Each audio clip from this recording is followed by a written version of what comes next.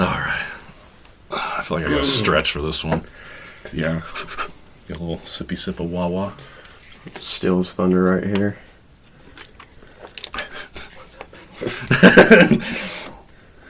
All right. I wouldn't do that to you. I know how much you like to do it. So.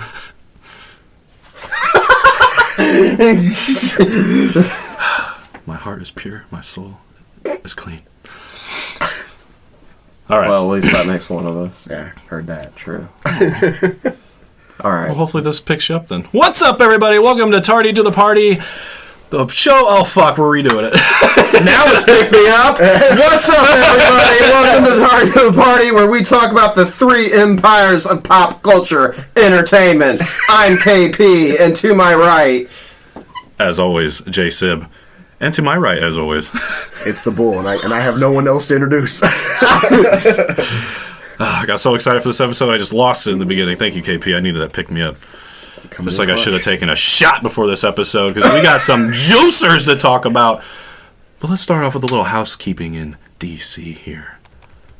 As you know, we got a big slate to talk about here in a bit. But before, they also talked about just general things DC going forward. This is Peter Safran here. The DCU's multiverse, but we're going to be focusing on one universe from that multiverse, explains Safran. And if something isn't DCU, we're going to make it very clear. So strictly adult fare like Todd Phillips' Joker, or kids animation like Teen Titans Go, we're going to make it very clear that those are DC Elseworlds, just the same way that they do it in the comic books.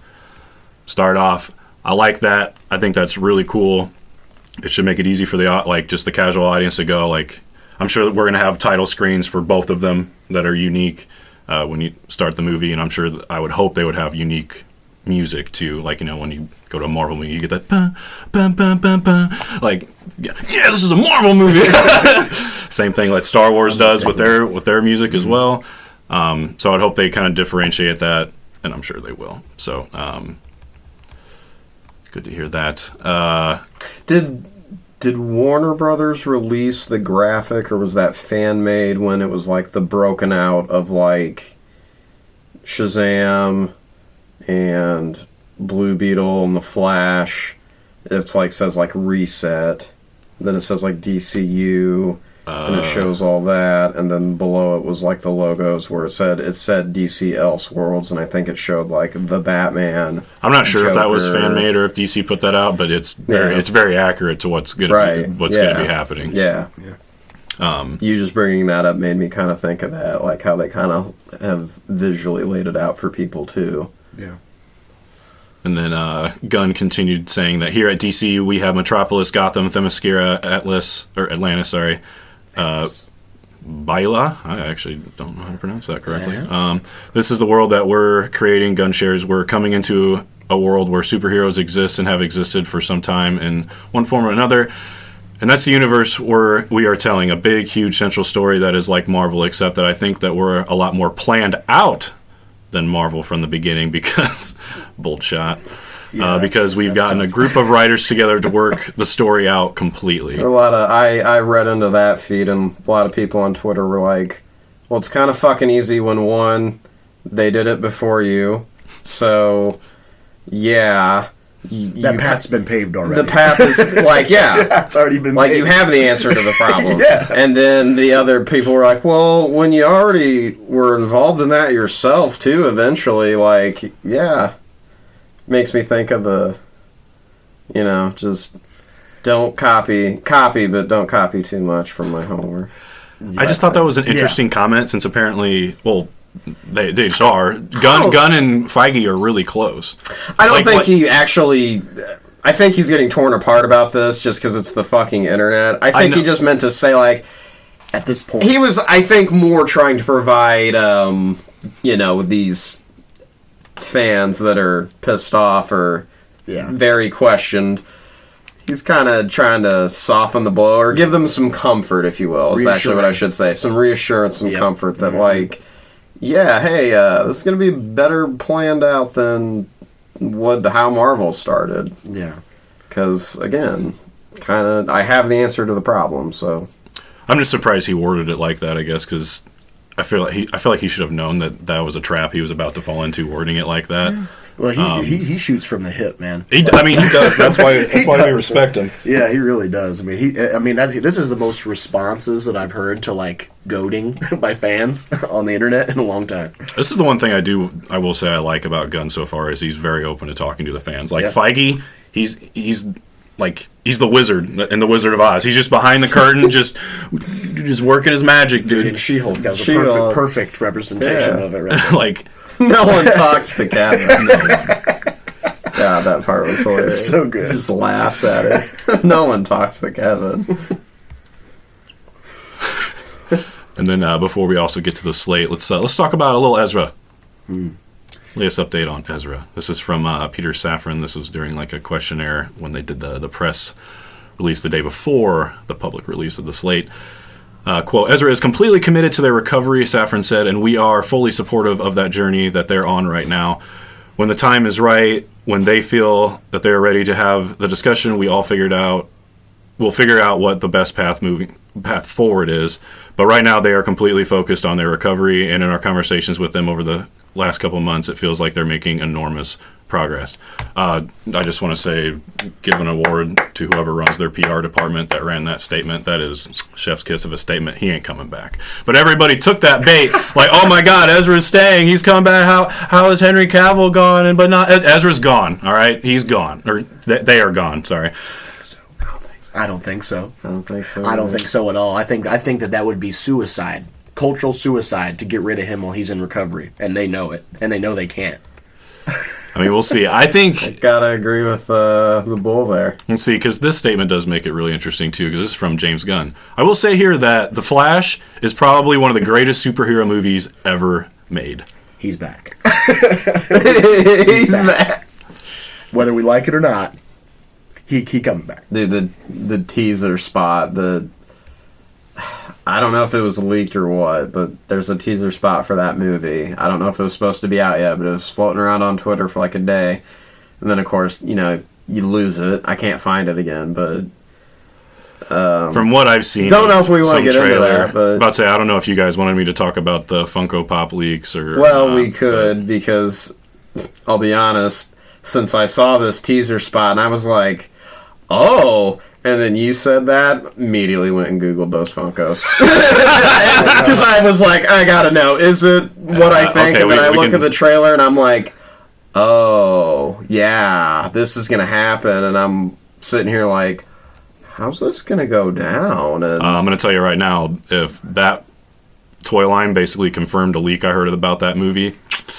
Kind of nervous now, because unless they changed something, we can get into it in a bit. But unless they changed something, we want to get into because when I saw that Funko Pop, I'm like, oh, that basically confirms what I think is going to happen in the movie. I haven't seen said Funko Pop. I mean, we can get into it, but do you want us to get into it? I'll get into it. I'll get greasy. All right.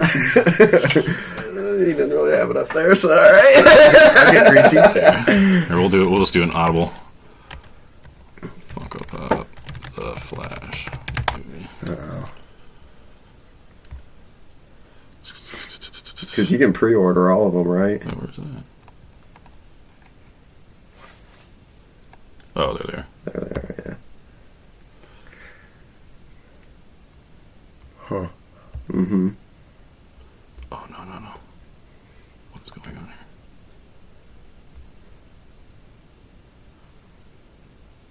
So yeah, there's The Flash. Oh, so okay. Yeah, go ahead. Yeah, so potential spoilers, I guess. Potential spoilers for The Flash. If you don't know anything, spoilers here. I'll find you a spot to where to skip ahead to. Well, note the time. Where are we at? Well, I mean, we're at 9 minutes and 9.5 minutes. All right, 9.5 minutes right now. Not even double digits. Spoilers. Yeah. Spoilers. Yeah.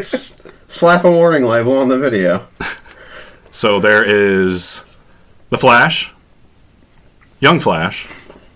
I can't read what this one is right now, but I think that's still Flash. That is another Barry Allen Flash. Supergirl, which we all know. Dark Flash. Or is it?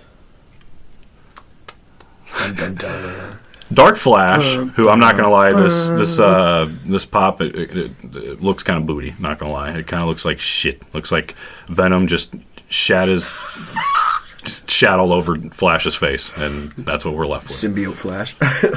So, Shit on his face. next interesting one, Shit on his Wonder Woman, which I have heard that. Yeah, I know. I'm stalling here. Get to the big one though is General Zod, and yes, Michael Shannon's General Zod from Man of Steel. So, can we get into it, or?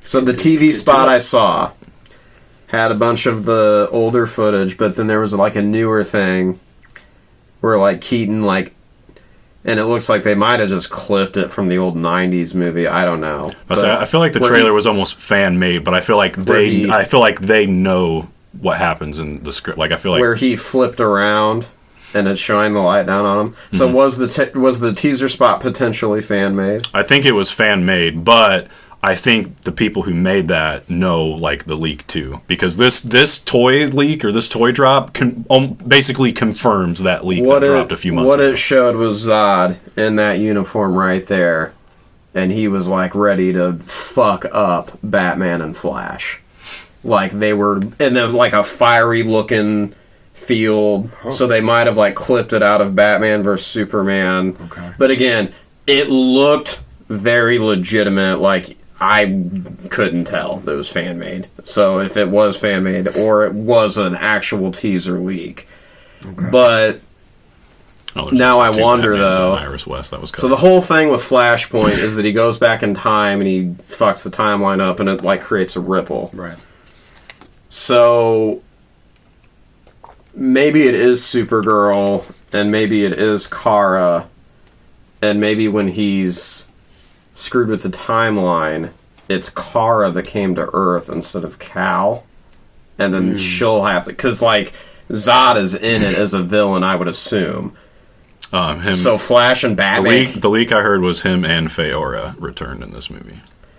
So I wonder if what it is he does the timeline thing. Do you want to know what I heard? And why I think if it's true, it's going to piss off a lot of people. I would think that she basically takes the role of Cal from the Man of Steel plot. Like they come out of the Phantom Zone, they come to Earth, ready to fuck it up, and then she's around, so she's going to say... it's like, instead of Cal, it's Kara. I hope that's how it goes. That's how I'm thinking this might go down. I hope that's how it goes. Makes sense. Yeah. Naturally. But the leak that came out a few months ago was that Zod and like Feora escape the Phantom Zone in this reality early and find baby Kal-El and kill him. So he never actually grows up to become Superman. And that's how like this movie was going to then reset the universe, because Henry Cavill would no longer be around, and then it would be like Supergirl was here now, or they would bring in a new Superman later down the line. So that could make sense for the beginning. And I'm not gonna lie, when I saw that, because then my heart was like, "Fuck, they're gonna kill baby Soups." It would make sense though, because then the main Barry that's the Flash, would have to tell her like, "Hey, the timeline that I come from, he stopped them and did it this way and blah blah blah, whatever." Mm-hmm. I could see that happening, and then for whatever reason, Batman's just older because it's Michael Keaton.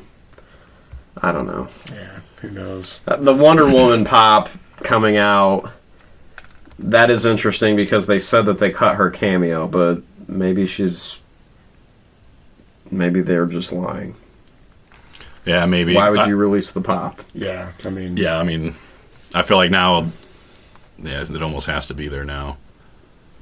I mean, if they did a good enough job rewriting the way the Flash resets everything, I feel like they could still have all their cameos, except for maybe Affleck and Aquaman 2.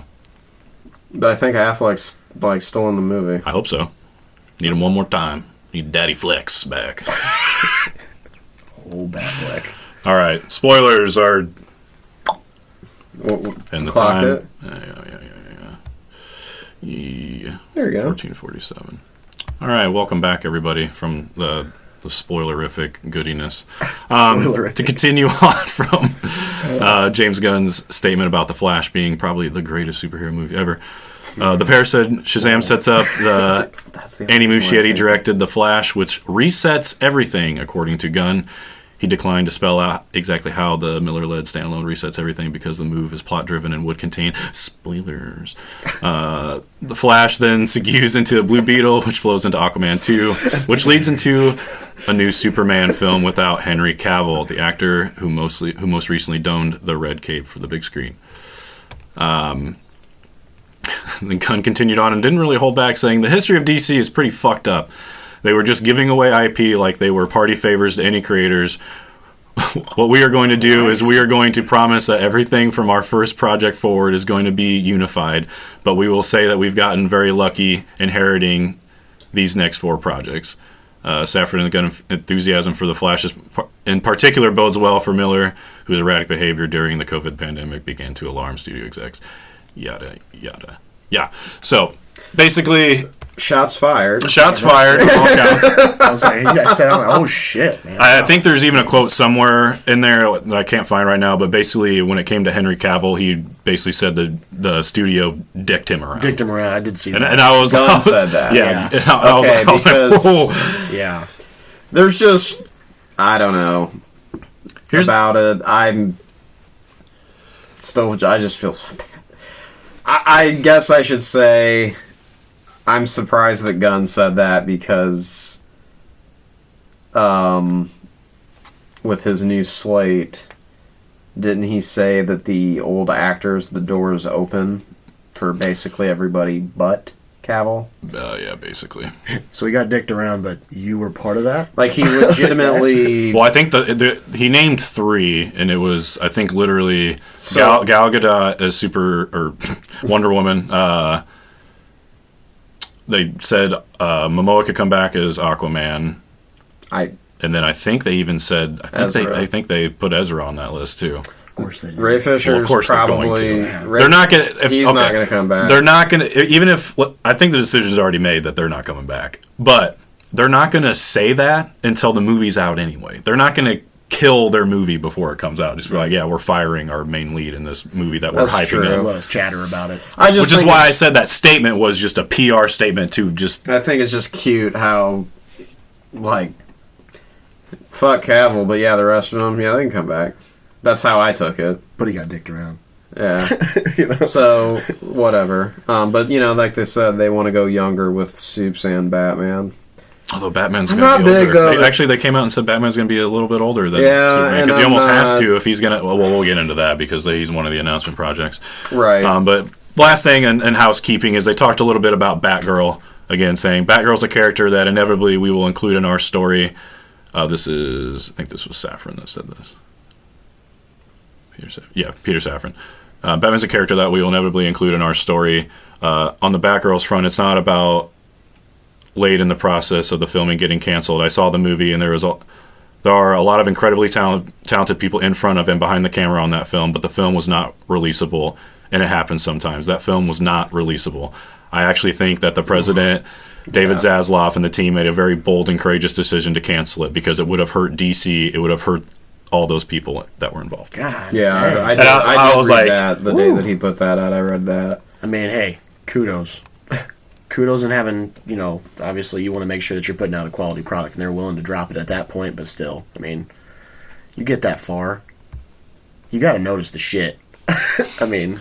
Well, they don't, because, you figure, like, you're running a business, these execs don't have time to babysit all this shit, so that's, like, why it's like... they just kind of review what's supposed to be the final product, and then you see it, and you're just like, that's worse than your CW series. Well, it's like it was also, it was such a weird decision because by the time that they actually, like, kind of greenlit it to, like, boost it up to a theatrical release, it was already pretty much filmed and done by that point. So it was just like, what? So you're just going to put a lot of money into VFX for stuff that wasn't shot for those VFX to be included in it? Like, yeah. Like, it's obviously not going to look that. It's still going to look like a TV movie. I was going to say, they must have thought it's that simple of a fix then. I guess. And that's why we were in the gutter. No, we still are in the gutter. Let's be real. All right, let's move on. Here's the light. Here we go. Let's move into the new state. Into the light. New slate, I mean. The fun stuff. I'm pumped. This is from Peter Safran saying, what we're starting off with today is the first part of the first chapter of our universe. The first chapter is called Gods and Monsters. Many of the following projects are already being worked on, but we're remaining flexible and we're going to adjust because we're never going to put a project into production before the script is right. I think that is very key and great to hear. As far as not wasting time. Shit. This is a generational timeline, but there will be flexibility within it. All right. The first project, Creature Commandos. James Gunn said, the first series that we're doing, and I've already written the entire series, is Creature Commandos. This is an animated TV series, and this is art from an animation company that's doing it. Creature Commandos is based on the great team from DC. What we're doing with the DCU is we're having an animation tied directly into live action. Television, movies, and games all intertwined within the same universe. That's cool. We're going to cast actors that are going to be able to play the characters in this as well as in other things, some of which we've already cast. I've written all 7 episodes of this show, and it's in production now. And then it says in the image, going left to right, so there's Rick Flag Sr., Nina Mazursky, Dr. Phosphorus, Frankenstein, Eric Frankenstein specifically, the Bride of Frankenstein, who's the lead, and finally G.I. Robot and James Gunn's brother, Weasel. James Gunn's brother. All right, so that's the first one that's going to come out. Interesting. So he's already he's shooting from the hip already. Just here's a James Gunn project for you. Bang, Creature Commandos. He's got a couple more shots on that revolver from the sub too as we get into this. Oh yeah, he ain't done yet. Yeah. that gun's still smoking. Yeah, that Weasel, wasn't he in Suicide Squad? He gets killed No, early. that's right. The Suicide Squad. Yeah, fair. That movie's like Ohio State. The Suicide Squad. Let's not get into that. Well, you guys don't say we're the University of Georgia. We're just back-to-back national champs is what we are. So what do we think about this announcement? What do you guys think about Creature Commandos? Yay, nay, don't care. You see you when you get some teasers. If it's like Harley Quinn, then I'm pretty stoked. But is this targeted at a younger audience or is it targeted at adults? With an HBO Max, it's HBO Max. I mean, I don't think that they Gunn can go too young. I couldn't find the article, hopefully. but Gunn basically came out and said that, like, yeah, some of our projects are probably going to be rated R. Like he's like, now granted, with certain properties, we're obviously not going to do that. Like Superman, they're going to shoot for like PG-13. Yeah, but like, well, this next series actually that we're. I would say that I'm interested. I would think it's going to be kind of adult humor. Then I'll say I'm interested in it, especially because of the part of like I did not know that DC had Frankenstein and Bride of Frankenstein as characters in their universe. Yeah, that's new to me too. Kind of like how Marvel has like all the Greek gods and Hercules. Like I didn't know that DC had like. Yeah, we have our MonsterVerse too. Yeah. So it's interesting that they're leaning very heavily into that to start off with. Yeah. That's not the direction that I personally would have went, but nonetheless, I mean, the thing, then we'll figure it out as we go, is we're definitely shining lights on some not very well known characters. When I very first watched him, because this is the first thing he said in his video, so I watched his video, and he's like, Creature Commandos, I just immediately went like, what the fuck is that? I was like, what? And I just kind of took it with a grain of salt. So okay. Yeah, it looks good. I mean, I'll watch it, but I'll watch it. It's got to catch you, because otherwise, I mean, if this is the start of the new universe and it doesn't hit, man, that's a tough road to hoe to get away from that, especially if that's the direction. I was more just when he said, "Yeah, we want animated projects and video game projects to tie into the main universe." Yeah. I was like, "Oh, you're doing it a step above Marvel even," because people kind of were worried about Marvel, like, oh man, Disney Plus and these shows are going to tie into your universe. This is so much shit. Yeah. Well, I feel like with that, it's like, well, they're taking those two movies and shows, and now they're adding even more to it, like with animated shows and video games. It's a lot. And what I think is great though, and that they've already kind of like brilliantly set themselves up for, is you can still have like all these other, like you can have like if they want to make another Arkham game come out, go ahead, do it. It doesn't affect what our universe is, because when it comes out, it's going to be tagged with DC Elseworlds. So like, I think it's kind of great for them, because they can just, anything that's not necessarily tied to them and their story, they can always just be like, yeah, cool, DC Elseworlds, just throw it under there, we're good. And then whenever they come out with their own video game and it actually says like DCU Studios or DC Studios on there, and you're like, oh, this is a flagship property right here. This is tying into the main universe. True. So it's like Legends and canon in the Star Wars universe. So now you're going to have that designation now, which is nice because you can do whatever the hell you want with the Legends type Elseworlds. So it's a good idea. I mean, that's why the video game thing reminds me of Cal Kestis. And how they're using him, how they use the actual actor's likeness in it, so that he has the opportunity to then come back into the series. And what's cool about this that he touched on is that, like, the voice actors that are in these animations, if their character ever comes into live action, it's going to be the same actor that voiced them, which I think is really cool. So, absolutely. That's cool. That's why he gave his brother the Weasel character, so he can just still have the same guy doing all his motion capture. Fucking Weasel, dude. That's what James does. That's why Sean Gunn is in Guardians, because he does the motion capture for Rocket. And Weasel in the Suicide Squad. Yeah, and Weasel in the Suicide Squad. It's so funny. And then the second project to come out of the new slate, Waller, a live-action HBO Max series. Now, this is where I get confused here. I'm just like, okay, so here's Gunn. Viola Davis is coming back as her character. Great. I love Viola Davis. She's great as Amanda Waller. I don't really want Where the fuck is Henry Cavill, Gunn? I don't want to find... What is going on here? I don't want to find anyone else for Amanda Waller. No. I don't really either. And it'll make sense, whatever. But Viola Davis coming back as her character, Amanda Waller. This is going to be... It'll make sense. Because the Flash is just... It's like how you guys say you have the ultimate, like... I can tell you're really excited for this one, Jordan. You have the actual, like... Makes sense. Because the Flash is just going to be their ultimate like caveat. Copium there.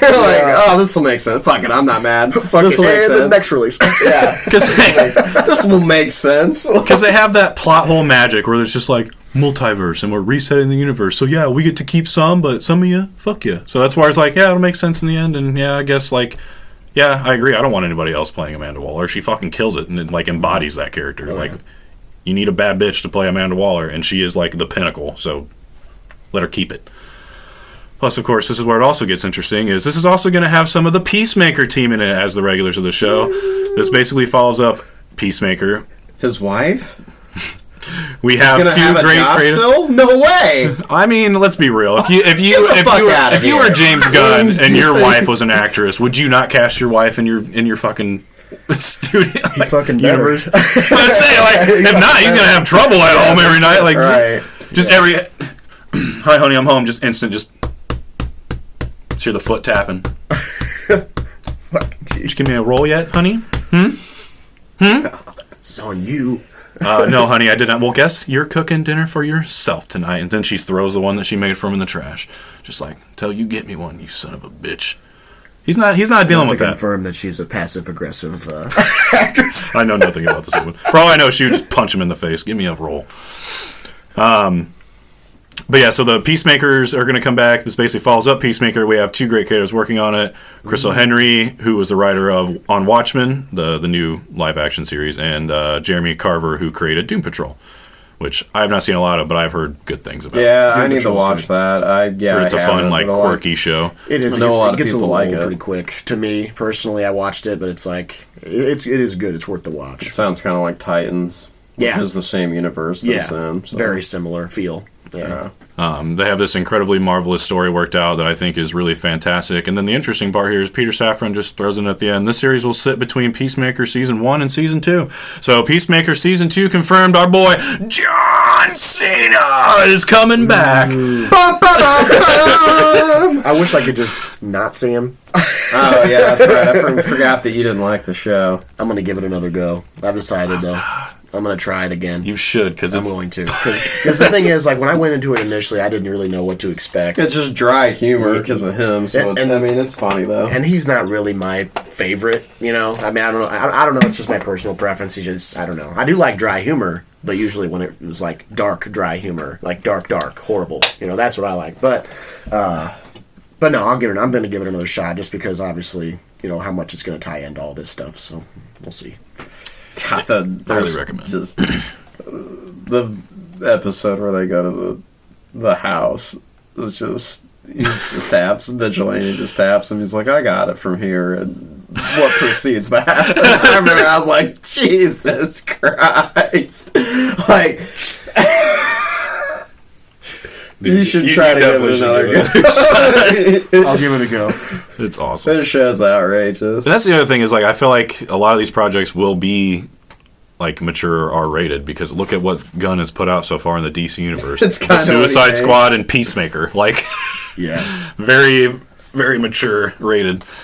But the next project, yeah, he probably, if Marvel would have let him, he probably would have made Guardians like more wackier and R-rated. Probably, if he had that freedom. But here's the big boy: Superman Legacy live action movie. Peter Safran, this is really the launch of the DCU because really they've said like 3 or 4 different launches for this thing because technically the Flash resets the universe and then I think Blue Beetle's after that, so technically he said that's a great story and it works within our DCU, so # confirmed Blue Beetle is going to exist in the new DCU as long as it's well received. But also then too he's like, but then Aquaman 2 then kind of kicks off after the reset of the universe, so technically Aquaman 2 and the Blue Beetle are the first projects in the DCU, but then technically there's this Creature Commandos thing which is really the kickoff of the DCU because this is the first project that me and Peter Safran were a part of. The kickoff. But really this isn't the start of the DCU because these are just like the palate tasters right here. This is give you a little taste of it because this right here, the Big Daddy, Granddaddy, Soups, this is the real start of the DCU right here, all right? You listed 5 different areas where it could have launched the new universe. That's basically what they said in this whole press conference. But this is the real start. Okay. This is I Big Daddy Soups. This is the real launch of the DCU. Okay, you heard it here first. For a minute. The first two. He started to lose me. I'm just. He even clarifies right here. This is really the launch of the DCU. The first 2 projects are at Amuse-Bouche. I don't know how to pronounce that. It looks French. I don't know. Amuse-Bouche. The first few.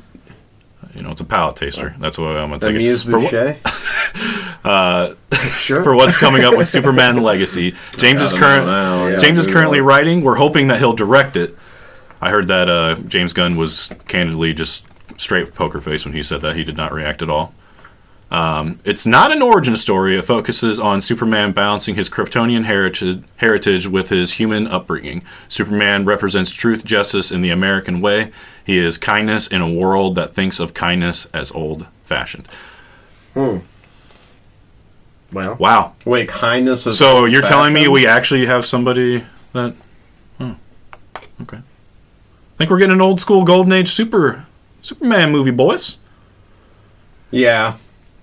They've talked about that for a while. That's when the direction they want. And also the picture, they've showed like different pictures, and some I recognize, some of I don't. But this is All-Star Superman, the one that they showed for Superman Legacy. So this is, I think this is basically. Well, I think this is going to be the Superman movie everybody has been wanting for the past 10 years. And he also.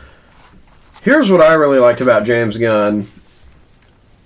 That he. Later, after all this, laid out the comic lines you can go read for the inspirations of this. The corner stuff. Guys, I took the plunge. It's $8 a month. It's an app on my iPad, DC Comics. Yep. If you want to get hardcore about it, you can pay them like $80 or $100 and something dollars. I can't remember for some shit with it. Yeah. Some ultimate package Direct, thing. Yeah. Don't think I'll do that, but I'm gonna. I think. I've been wanting to kind of get into reading really anything anymore, but I was very glad that he did that. So I think, was it Superman All-Star, or what was the title of it? All-Star Superman. Yeah. That is what the title of it for the comic line? Yep. Okay. Yep. Yeah. It's a very well-renowned series for Superman. It's like one of those, like if you want to get into Superman, like this is one of the ones that people recommend. It's like that echelon. It's more about... Well, actually, James Gunn kind of says it basically right here. With our stories, we want to take it from good guys versus bad guys, There are really good, almost saintly people, and Superman is among them. There are terrible villains like Gorilla Grodd or the Joker, and then there's everybody in between them. So are those shades of gray, which will allow us to tell complex stories. Because really, from what I remember of All-Star Superman, is it wasn't... All-Star Superman was more... It was less about him fighting villains and more about what he saw in humanity and what he saw that wasn't great in us and what parts of us that you could see that were inspirations of like us that you could see pieces of Superman in, like us as in humanity. So Sort of I feel like this is going to be this one. Is why he does it thing, right? Kind of like it's more just.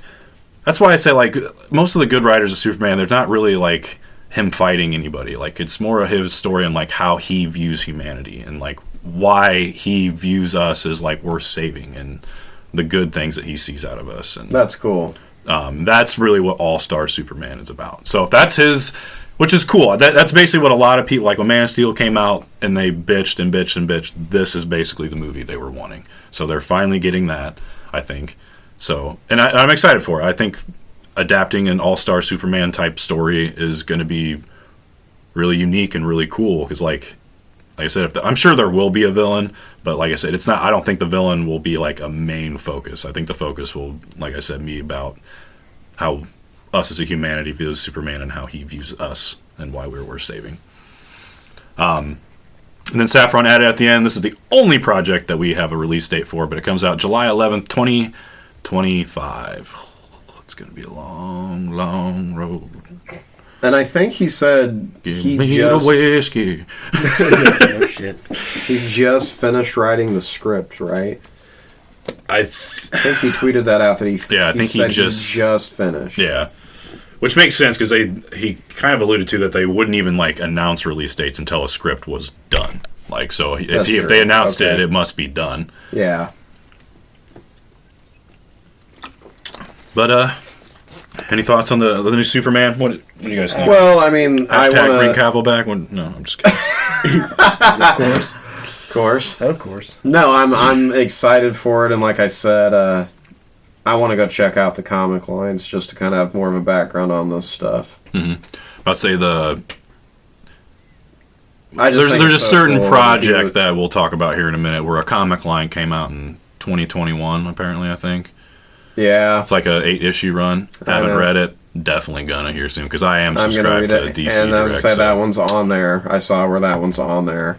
I think you can read all of it on there. I think so. I think it's been out long enough that I think as long as you subscribe. That's that's the one thing that sucks about when you only pay the $8 a month. You have to wait 6 months for brand new stuff to get on there. If you pay the outrageous ultimate thing, of course, they're out there a month after their paper release. Which I still respect. # support your local comic shop. I was going to say, I respect it because they don't want the industry to go all digital. Mm-hmm. Makes sense. Yep, 100%. Now, this project, this was the kind of, I think, the big one. Live action HBO Max series, Lanterns. Here we go. Third moment, I just... read it. Here we go. Saffron. Our next project is another television series. We call it Lanterns, and it's starring 2 of our favorite Green Lanterns, Hal Jordan and John Stewart. KP's about to break our table. That we just got. Fucking hype. It's going to be with HBO Max, as all of our series are that we're going to talk about today. It's more of a true detective type mystery, which is, that was it for me. I was like, oh yeah. With our 2 lanterns, a terrestrial-based mystery. Gunn then continues, that leads into our overall story that we're telling throughout the different movies and television shows. We find this ancient horror on Earth, and these guys are basically super cops on Precinct Earth. Saffron then continues, the story is going to weave back and forth between the films and television shows. Peacemaker is a good example of how that works and what we're going to do with this big overarching story that we're telling. Thoughts, boys? Fucking so dope. Shut up and take my money. Just give it to me now. Yeah. Now. Like, my thought is, I'm so hyped for this, I can't even control my emotions. This is my favorite character. You've been talking about this for a while, too. Favorite character, using, in my opinion, the best 2 written lanterns they have in their entire thing. And the fact it's gonna be like True Detective. I know that, dude. That's When they said True Detective, like, I was like, they're oh, fully yeah. embracing the detective cop aspect of it. Yes, Tells me this isn't gonna be some stupid over the top like action all the time and visual effects. Like it's gonna be like actually cool. Like, hey, this alien was murdered in this sector over here. We gotta go check it out. Like, yeah, Precinct Earth, gotta go check it out. And it's 2814. Yeah, you know, I just am really pumped. It's gonna be probably as grounded as a Lantern series can be, and that's fucking sweet. Yeah, That's cool because that's my expectation is it's somehow grounded. Quote, as much as it can be in a show that has guys that can shield themselves with light and fly through space as fast as Superman, whatever. And all the different colored rings are based on the emotional spectrum. Let's not get into that right now. Yeah. We'll get on that in the show. There's time. But yeah, I am because thrilled. like especially too, like you say that, and then the chick that. Because really, doesn't Hal Jordan's love interest turn into the... Oh, yeah, Sapphire. Star Sapphire. Star Sapphire. So, like, I hope she comes into it at some point, and... I mean, obviously, you gotta have Sinestro. There was another article where I think they hinted at that there would be these two, and... You know, maybe we sprinkle in a few more other languages. And there's really? Oh, give me Saint Walker. Resetting the universe, Mark Strong can come back as Sinestro? No longer the dude from the Shazam movie, can just come back and be Sinestro? Yes. Yeah. Sound good, guys? Hey, he wasn't the problem. Anything is possible. That's what depressed me the most about that movie, dude. Is he was my choice for Sinestro, and then when they announced him that he was going to play him, I was thrilled. And then that movie came out, and I was like, God damn it, we wasted him. We wasted him on this dumpster fire of a movie. No. Well, that movie was a problem because, like, I get why they used Parallax, but I don't know that Parallax needed to be a force that came to Earth, especially when in the comics usually Parallax like always chills out there in the background, and then eventually actually like Hal Jordan becomes Parallax. Mm-hmm. It's pretty hot. It is. He gets, pretty hot. He like harnesses like all. He wears like 10 rings. Basically, just comes a bad motherfucker. Yeah, doesn't he? That. I like all that. I think he basically wears like 10 rings, and I think he can go toe to toe with Superman in that form or something. I don't know. He's essentially a god but, in that form. Yeah, he's a god in that form, but it drives him. It makes him go crazy. Yeah. So, anyways, okay, that's cool. It's a good story arc. Yeah. I did see somebody tweet out saying like, you know, we've been sitting waiting for like 10 years now for them to decide which Green Lantern to use, and then somebody just finally thought, why not just use 2 of them? That's a great fucking idea. That's a good point. Solid. And then, you know, with the longevity of it too is like, say, you know, X amount of years down the road, then eventually maybe it could introduce Kyle later and Jessica way later. I do hope we get Jessica Cruz eventually, and but this show, they said, it's going to start with, I mean, it's Hal Jordan taking Jon Stewart under his wing. Or is it more of I don't know if they said if it was necessarily that or if it was just kind of like when they say True Detective, I almost think like buddy cop, like they're almost equals, but they probably have like True Detective, I would think that's two contrasting personalities. Because so you'll probably have Jon Stewart who's more of the hard, like... Yeah, because he's trained by the other Lantern woman. So Stewart will probably be more like by the book and by the rules, and Hal will probably be the more like goofy, like... That's how I would imagine it. Not necessarily like goofy, but not necessarily like by the... Woody Harrelson would be Jon Stewart, and Matthew McConaughey would be Hal Jordan. Yes. Yes. Yes. Let me make sure No, okay. I knew that was the wrong one. Next project here. Sorry, I was trying to look up something. Oh, you're good. Then I couldn't find it. But, okay, next project, which I have not read this comic series, but the more I've looked into it, I'm getting really excited for this. The Authority, live-action movie. Gun. This is one of my my real passion projects. I've been working really hard on it with the writers, and we're going to put together the entire story. This is a big movie. I don't know how many of you are familiar with the Authority. They're Wildstorm comic characters. I'm not. Not at all. Wildstorm was a comics imprint that was bought by DC that I really love. We're moving a lot of these Wildstorm characters into the DCU, which they technically did move the Wildstorm characters into the DC universe when New 52 launched. Because they were bought and they kind of existed as their own entity still, but then when the New 52 came out, they actually brought Wildstorm into the main line of DC. Okay. So now they're kind of doing that with the movies. Cool. The Authority is a very different kind of superhero story. They're basically good intention, but they think that the world is completely broken and the only way to fix it is to take things into their own hands. Whether that means killing people, destroying heads of state, changing governments, basically whatever they want to do to make the world better. We'll see how that journey goes for them. They are morally gray characters in our DCU, of which these are. And then Peter Savern says, "We love that they think the ends justify the means. They're the ones that decide what the right ends are." So The boys. Yeah. Right. Yeah. That makes me think on how they want to eventually go full arc of the Kingdom Come.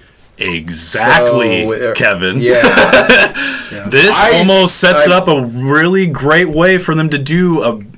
Granted, it would be an adaptation, but an adaptation of Kingdom Come. Yeah, whatever. But it's also a way for them to set up how our Justice League is going to become to be. Because we almost have this, like, boys-esque Justice League. Because there's basically a Batman and Superman in this. Yeah, I don't really... So, I guess really probably... So I almost wonder if this is going to... We'll have, like, Superman, and then they'll, like, have these guys set up as kind of like the... Not like the, evil villains, but they're like the morally gray villains that sets up our Justice League to stand up and become the Justice League to take these guys on. I wonder. Yeah. Well, you would definitely know about that a lot more than I, because I don't really know anything about this. I didn't read the Wildstorm comics, but you best believe since I have that DC Direct #not sponsored, probably should be by now because we plugged them 2 or 3 times now. I have this on my queue list now as well as the certain other. Yeah, series. I was gonna say I'll read this then. I was kind of hoping you would be able to tell me because when he announced this, it was another thing. I was like, what is this? Yeah. So I don't know really anything about this team, but reading his quotes of what they said. Yeah, I could see it. Like, this is a team. They're set on how they want to view the world, take care of it. But say really, and then, like you said, then maybe Superman and Batman have to get everyone together to stop this team because it's not true justice. I'll say, like, the only character I'm familiar with at all is Midnighter, which is basically the Batman ripoff. Because he showed up in Grayson. Oh. I did not... Okay. But, yeah. That's basically Batman and Superman. They're a thing. I know that. Yeah, so is that an actual Thanagarian? See, I don't know yet, because I haven't... Well, see, I don't know, because since they come from Wildstorm, I don't know how they would do that. Okay. So I have actually no idea a lot about this team, really. So I'm excited to get in the comics and then maybe eventually... Well, if you're going to read them, too, we can read them and then talk about them as we go, so we can maybe make some hypotheses on what we think maybe the movie will be about and what could happen in it. And also build the hype, because obviously, when they're coming from Wildstorm and they're walking their way into DC, if it's not built up enough and you just get a random DC movie about a bunch of Wildstorm characters, that can throw some people off. So it's definitely going to be worth talking about for a while. So before that. But it does sound very boys-esque, which does, once again, I think they're going away from Marvel. I think they're not. I think instead of them being like, maybe we should try to be like Marvel, they'll be like, nah, we'll take some hints, but we're going to go a different direction than them. We're not going to do the family-friendly thing. Yeah, I think they more just were like, we'll steal the whole foundation of building a shared universe, but as far as the material itself, probably aimed at a little more older audiences. I mean, hey, Joker made a bill. Did Logan make a bill? I can't remember if Logan made a bill or not. If it didn't, it deserved it. That was I can't remember. Disney purchased. Does it? I'm just saying, if it didn't, that's on Fox, man. That's true. The next project, Paradise Lost, a live-action HBO Max series. Saffron says this is a Game of Thrones type story about Themyscira / Paradise Island, home of the Amazons and birthplace of Wonder Woman. This involves all the darkness, drama, and political intrigue behind the Society of Only Women. Gunn then says, it's an origin story of how the Society of Women came about. What does it mean? What are their politics like? What are their rules? Who's in charge? What are the games they play with each other to get to the top? I think it's really exciting. Saffron says the events really take place before Diana's birth. So they hinted that it was a Game of Thrones-esque story. So once again on HBO Max. Oh, come on, guys. I'm a little, I am the only bummer for me was pre Diana birth. Everything's on HBO Max. Pretty much. I just think it's going to be another mature show. Like WB execs came to Gunn and Saffron. Look, this works for whatever reason. We need you to have like some type of show in your universe with it. Write the shit out of it. Yeah. What the I guess Themyscira could work. How can we make a political medieval drama? What the hell could we use in DC? Yay. Another one. Alright, what's it about? Lay it on us. Sorry. I mean, that's all they really said about it. It's just basically that's all you need to know. Basically, it's going to be an origin story of Themyscira and how it basically came to be. So but once again, they're throwing. How this game is played.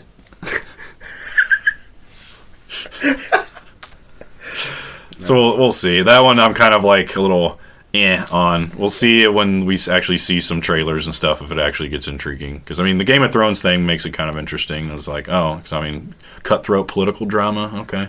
I mean, I hope. Of course, with them and HBO being HBO. Even though they like showing him tatas and Game of Thrones, and now you got a whole island full of women. You know they're not going to be able to resist that. And the other thing is that Themyscira is home of the Amazons, who worshipped all the Greek gods. And if there was one thing Zeus loved to do, it was having sex with literally everyone. So this is perfect for HBO Max. Hell yeah.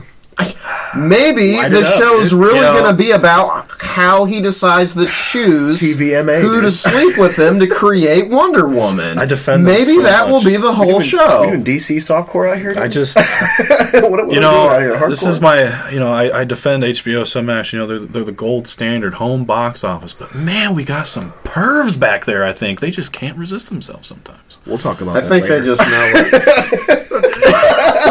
We'll talk about that later. That's right. We sure will. I forgot, yeah. So I guess to the next project. The Brave and the Bold. Our Batman is here as well as Robin. Yeah, I got a little gripe about this one. We'll see. The live-action movie. Here we go. Gunn says, this is the introduction of DCU's Batman. It's not Robert Pattinson. It's not Ben Affleck. We're working with Robert on the Batman Part 2 with Matt Reeves, and we're working with Ben Affleck, who has been part of our team trying to bring things together. He really wants to direct one of our projects. We're excited for him to do that. Yes, please give him The Brave and the Bold. Let him adapt his script from when he was going off against Deathstroke. Adapt it to this. It works very well within a Morrison run, a Grant Morrison. Just do it! This is a story of Damian Wayne, who's Batman's actual son, that he didn't know existed for the first 8 to 10 years of his life. He was raised as a little murderer and assassin. He's my favorite Robin. It's based on Grant Morrison's comic run, which is one of my favorite Batman runs. We're putting it all together right now. Saffron then continues, this is going to feature other members of the extended Bat family just because we feel like they've been left out of the Batman stories in the theater for far too long. And so I was that's pissed. Where he got me back. And exactly. Like, you lost me, and I'm back. Yeah, I was like sitting there and I'm like, just The Brave and the Bold, and just Batman and Damian Wayne, and I am not of, I guess, the majority. I'm just sitting here like, cool, that's the last Robin I would have asked for.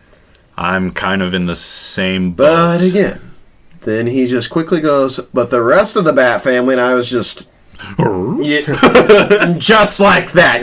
You pulled me back in. And the fact with the Grant Morrison run, I don't know if they'll do it, But if they introduce Nightwing, I was just like, which they better, that character right there is the only fucking character I care about seeing on live action cinema. we get to see Nightwing and because I will say that's the only time I really like Damian is when Nightwing and Damian are together because Nightwing, back and forth is awesome. I need Red Hood also. So as long as I just have those two, I'm good. I'm okay. Hell yeah. I'm a Dick Grayson, Tim Drake, Jason Todd.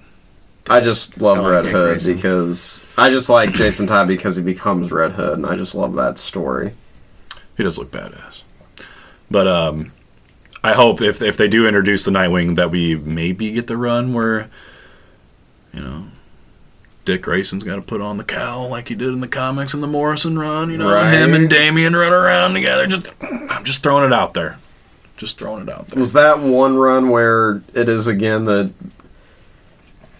Bruce go missing, or is that like Bane breaks his back? So I think the back break. And I know the back break. The back break I think leads into Azrael, if I remember right. If Okay. I remember right, the Morrison run, they've done there's some time where Batman literally gets thrown back into time and is like in prehistoric times. I can't remember if that's when this shit was going on. Okay, or not. because there's they've done so many times where it's like, oh, Bane broke Batman's back, and literally, like you said, so they've had like an Azrael line, they've had a storyline where Superman has to protect Gotham. They've done multiple different storylines. Up the weight right there. Right, they've done multiple storylines of this whole Bane breaks Batman's back, and now all these other people have to step up. And so I was just curious, but that was another thing of it. So I mean, but yes, that run where I would like to see that on the big screen just to see how. just give me Nightwing regardless. Yeah, Just the Bat family in general. That like you said.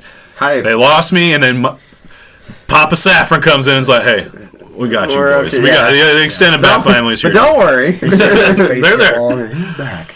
especially if someone shared a photo the Bat family. I hope we get, and there's 9 characters because it's Nightwing, Tim Drake as a standalone off Robin. Well, so yeah, after he leaves, he becomes Red Robin. Oh, okay. And then, of course, then you have Stephanie Brown, whether you count her or not. She eventually goes and becomes Spoiler, I think. And then some people count her, some don't. So I count her. I don't think the photo I saw, but and then it showed Red Hood, Batwoman, Batgirl, and then another. It might have been. Was it Batwing? Did it look like he was in a metal suit? Thank you. That's Fox. Yeah, I could not think of. Yes, Batwing. I think it'd be cool if they maybe adapted Batwing in eventually. I feel like you'd have to introduce him later, but just give me Nightwing. And yeah, just give us the main 3. Just give us Jason Todd, Tim Drake.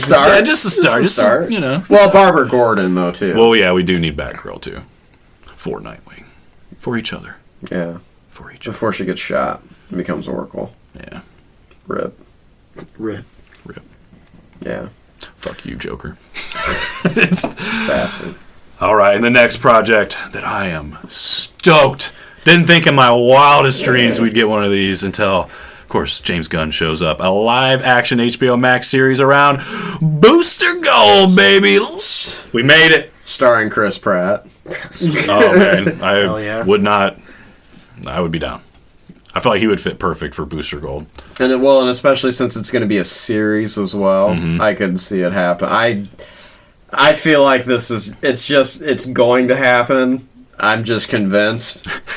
He is going to go from being Star-Lord to going over to be Booster Gold for DC.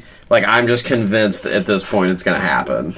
I just feel why not? Because I feel like I think he's at the point in his career where he might be yeah, the movies thing was cool. I made a shit ton of money from Marvel and Universal because Jurassic World.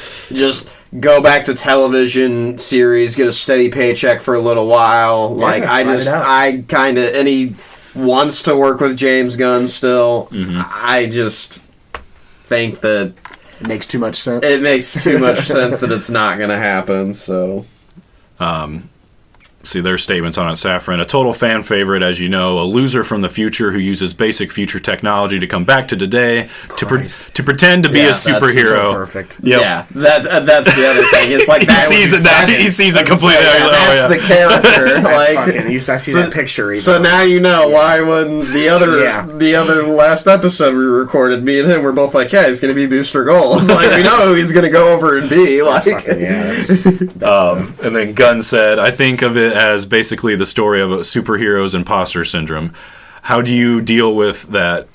It's about how he tries to use this future technology to be loved by the people of today, and what is really at the base of that. It's a character story that's going to be a very different type of show, and we're talking to an actor about it now. Well, now that you got some free time, can't imagine. It's been planned for months. They wrapped on Guardians, and James just, all right, Chris, you ready to go over there? Just, yeah, James, sounds good. That's how that probably went down. That's awesome. Talking to an actor about it now. Gee, I wonder who it is.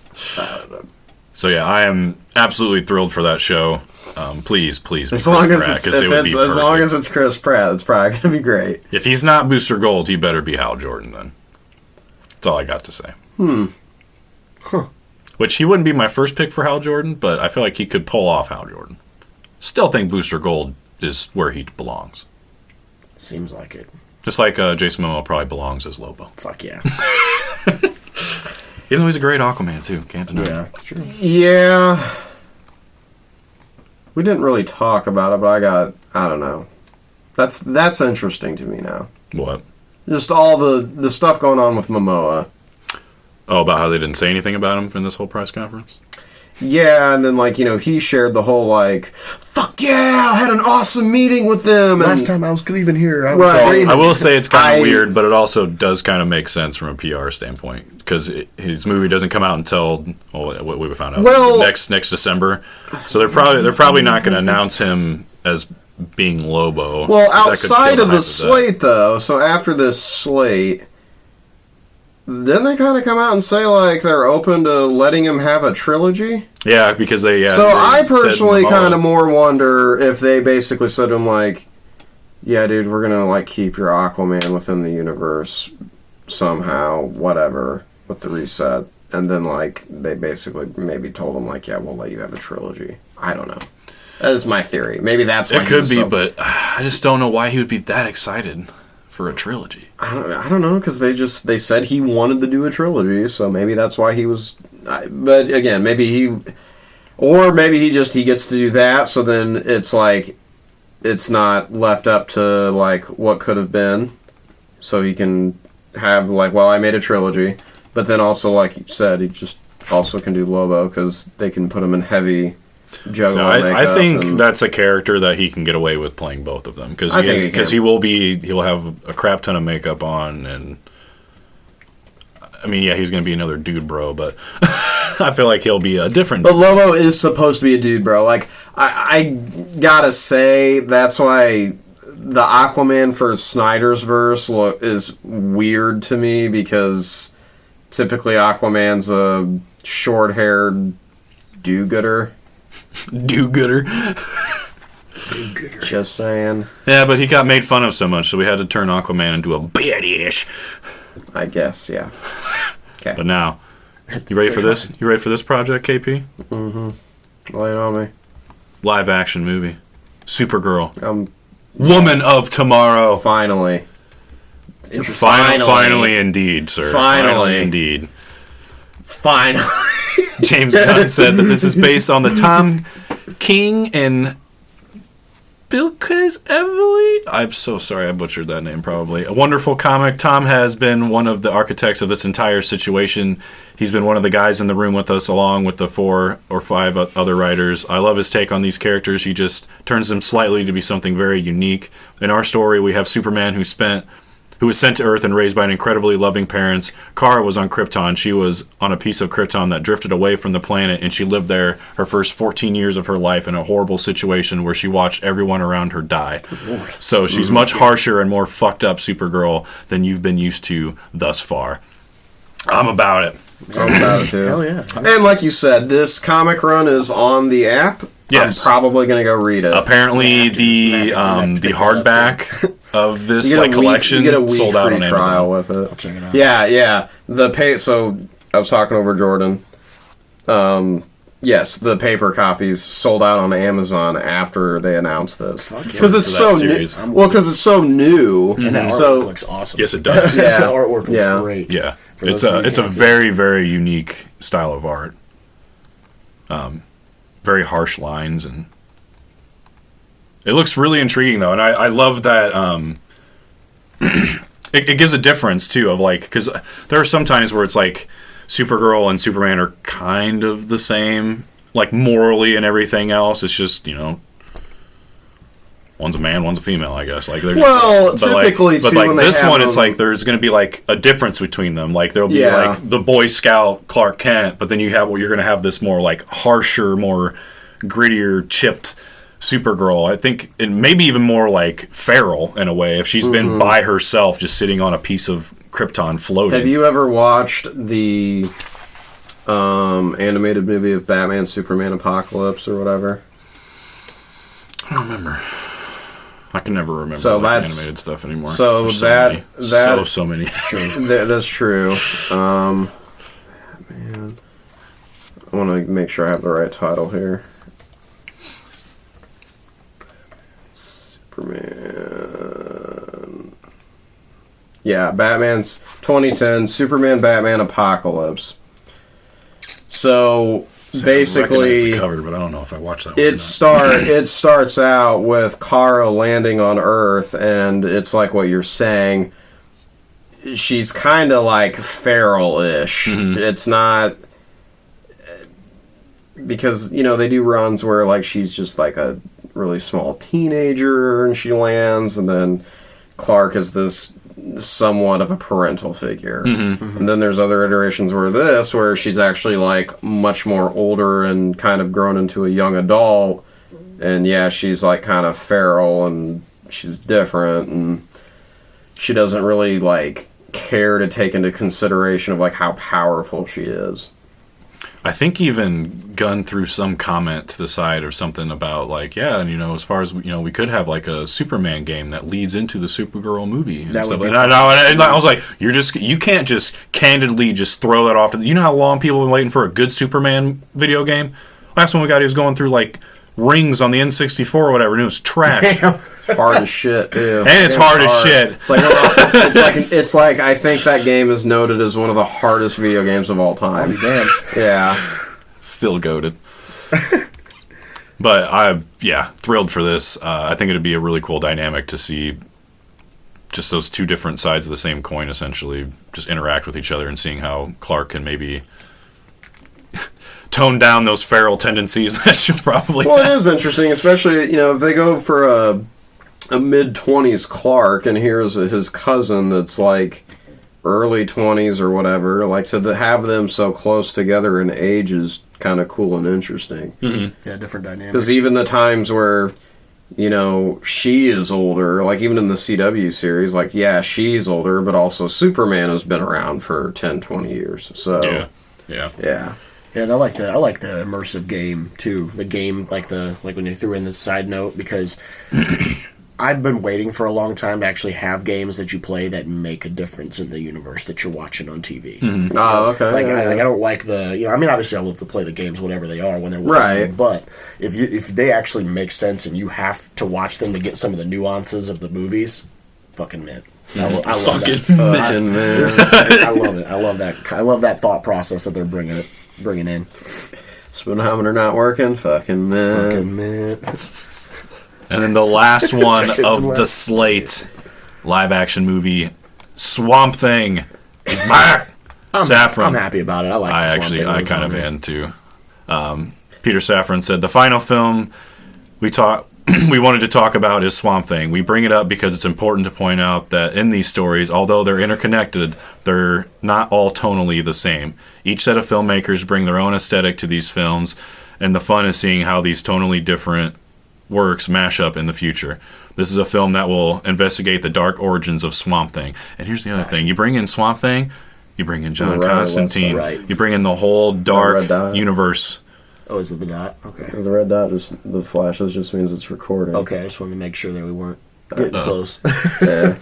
And then Gunn said we were actually developing a few other things as well, but for one reason or another, we can't say them. This is the first batch of stuff, but there may be a couple of surprises to come.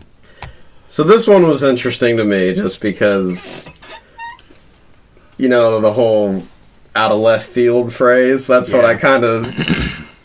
Like, not that he already did that with this authority thing that I don't know shit about, but with Swamp Thing, I was like, man, he really, like, I just piled on more. Creature Commandos, this thing. Dude, sounds like a fan just like picking out like what he Dude, he is. digs at that point. He's like, well, fuck. You know, I think this he is just, my favorite shit. I think That's he my took favorite I shit. think he took a lottery ball spinner. Yeah. Had a shit ton of ping pong balls with different colors in there, and he was like, all right, start ripping them. Well, I don't know, like... This is a few of my favorite things. I'll say this. Swamp Thing is cool because if it can get a good tie-in with Batman with Poison Ivy live action, fine, cool. That's cool. I just don't...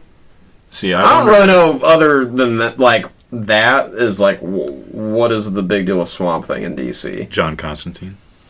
Oh, shit. The okay. dark, yeah, the yeah. whole dark Justice League. So that's right. I forget that Constantine interacts with him a lot. So That's Or and what I also really often, liked is they whatever. said it was going to be, and this kind of sets up how each film's going to be aesthetically different and feel different. They said this was going to be a horror movie, I really like that.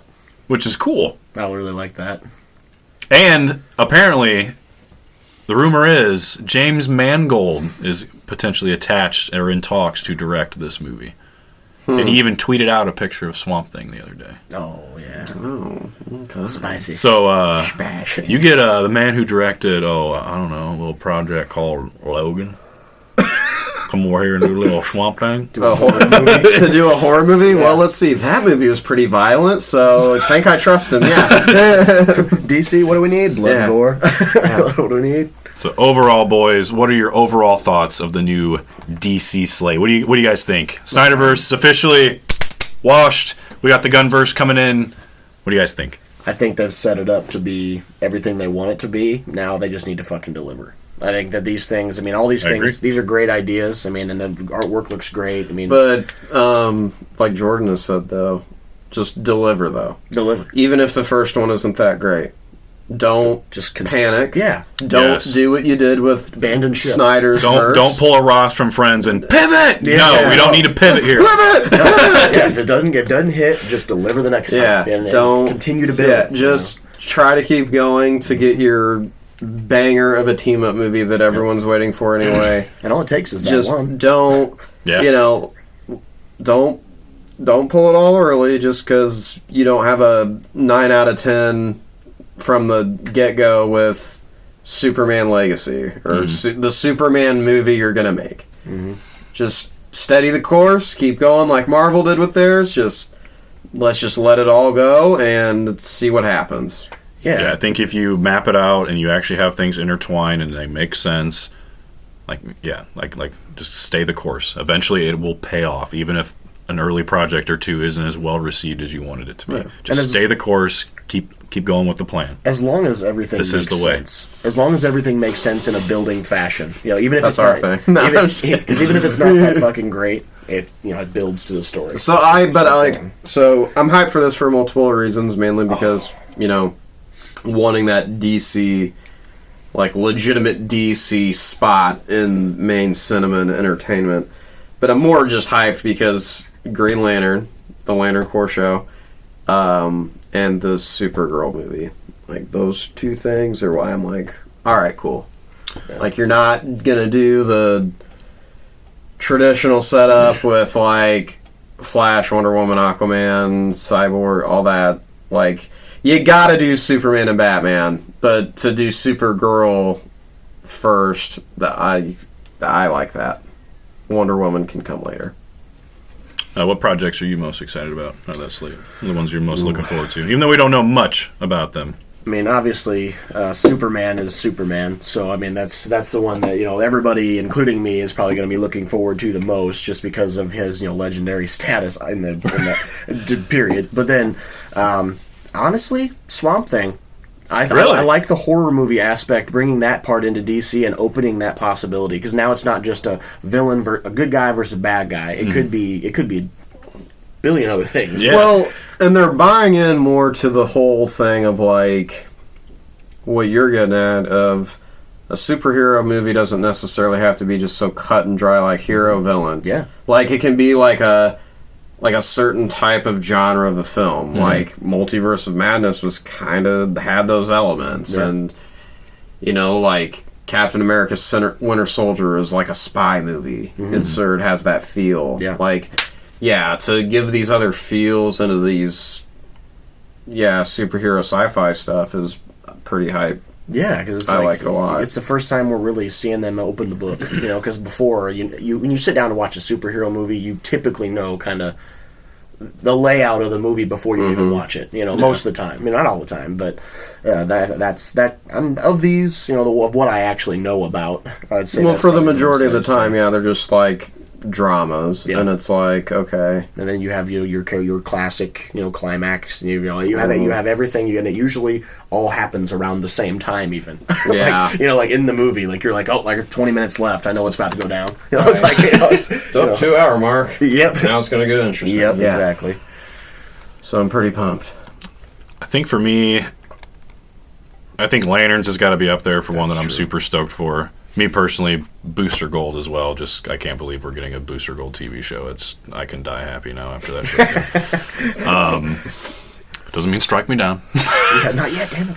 The Authority, the more I keep. I just don't know anything about it. That's why I'm like not so. But I have this like weirdly like really good feeling about it. Like there's just something like about that what movie. We talked about I'm the Kingdom Come arc they want to set up. Then that's. I think again, it's like an insurance piece where it's like, okay, we kind of we're gonna get the thing that we know that it's all like kind of building towards. Yeah. And then the last one that I'm like excited for, but kind of equally nervous for, is The Brave and the Bold. Yeah, that one. It's going to be really. Worried about. I'm a little nervous on that one, but if they nail it, I think it's going to be great. And that one, and it's going to be tough because the thing is, if it flops, you know what everyone's going to say. You should have had fucking Robert Pattinson's Batman in your universe. Yeah. Like that's what's going to happen. I know. If that movie sucks, they're going to be like, oh, you should have had Matt Reeves' trilogy in your universe. It's the better Batman. Blah, blah, blah, blah, blah. That's exactly how that shit's going to go. So they are being very bold and the brave, or whatever it's called. Brave and the Bold. Or whatever. Keyword bold move. It's a bold strategy, Cotton, having two different Batmans at the same exact time. I will say, I don't. It's not that I don't like it. Feel, I just, again, bold strategy. I think it'll be. From what I remember of the Grant Morrison run, I don't remember his Batman being like super, super dark. Like I think he's kind of a little bit more lighthearted in some ways. Like there's some elements of humor. I have a child thing, but like I feel like that could work because if it is like, because Pattinson's is so grounded and gritty and serious and depressed. I wonder if you have a Batman that's maybe not as depressed and maybe a little bit more lighthearted. Maybe that'll stand alone as enough to be different enough to where it's like, okay. We got such and such Batman movie coming out. Oh, and then we got Pattinson's Batman in 8 months. Yeah. That's the feeling I think what's gonna end up happening is like people are gonna be like, well, the DC Batman, it's okay, I don't hate it, but I'm hype for that next Matt Reeves one coming out. Like that's like how it's gonna go. Yeah, it just seems a little counterproductive to the whole fucking DC unified universe. What happens though if we ever get to a point that the Elseworld movies are pulling in more box office than the DCU? What happens then? Hello, darkness, my friend. Cue the Nirvana music.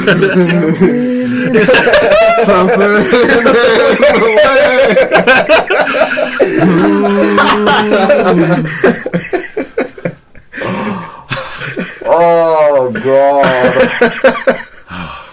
That does it. Perfect. That does the DC slate. What a long DC segment. That was heavy. Should we just change the batteries now, or Actually, why not? Yeah, that's a good idea. We'll just. I mean, that was very long, so. So yeah, we're gonna take a quick break here. We're gonna switch out the batteries, make sure it doesn't die mid episode. So we'll see you guys on the other side. Man, we're back. Man, I knew you were gonna say that. And we're back. And we're back. Alrighty, now it's time to move into Marvel this week. Yeah. Kevin Crunch, what you got for us? Not a whole lot. We spoke about this a little off camera, and we both kind of said how lately it's a lot of dead in the water. Not terribly too much news. Mm-hmm. Not much worth to really speak about because it just.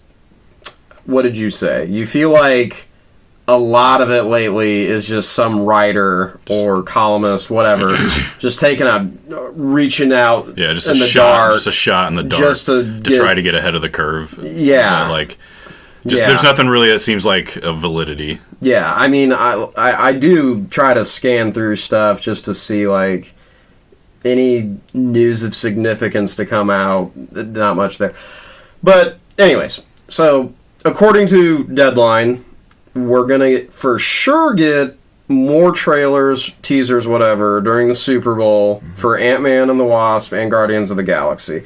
Which makes sense, because the article even alluded and said, like, well, typically the MCU, they do get a spot in the Super Bowl, and they'll throw a trailer out there for one of their movies that's going to be coming out. So Feige has decided to, once again, spend that money. I wonder what that's up to this year. Or how much money that is this year. I think it's $7 million for 30 seconds. Whew. Guys, we fucked up. Like, not getting in the advertising game. So, my God. $7 million. Okay, so I'm pretty sure Jeff's looking it up right now, but I'm pretty sure I heard $7 million for 30 seconds earlier this week. Okay, so... Damn. So in the 2022 Super Bowl between the Rams and the Bengals, it was $233 per second. Yeah, so it's gone up this year. So that's like more than like 4 years of my fucking salary for a second on TV. Right. Fuck me. 8 seconds. 1 second on television. 1 second. See, I would have to work at my current job for 1, 2, 3. let's just say this. So what is that? What is that then? So 233,000. So let's just say a 30-second ad. That is 6.9 million. 6.99 million. So yeah, I guess it is basically about the same. It went up. So basically, Marvel spent about $14-15 million on some airtime. No. Well, probably, but Fuck we'll see. Me. Yeah. That is insane. So for sure getting those two, but it's being apparently rumored that we might get a teaser for the Marvels. Which would be kind of nice, because I think that's coming out soon. So to see something on that would be kind of legit. Yeah. Other news, Wonder Man is set to begin production at the end of March this year. So, timeline for that. That's going to be a series. So, timeline for that's probably going to come 2024, 2025. It just depends. Yeah, what you said this March? Yeah, end of this March. So next March. month? End of next month. So, they'll probably film it over this summer. Yeah. Depending on how many episodes. Could be 8 months to a year of filming, and then probably another year and a half of post-production. Yeah. And Ben Kingsley is going to come back as Trevor. Oh, word. Yeah. Okay. Yeah. Yeah. The faux Mandarin from Iron Man 3 that then later in Shang-Chi came back and has the... Which was awesome. Bless you can see him. Yeah. Oh, thank God. Yeah.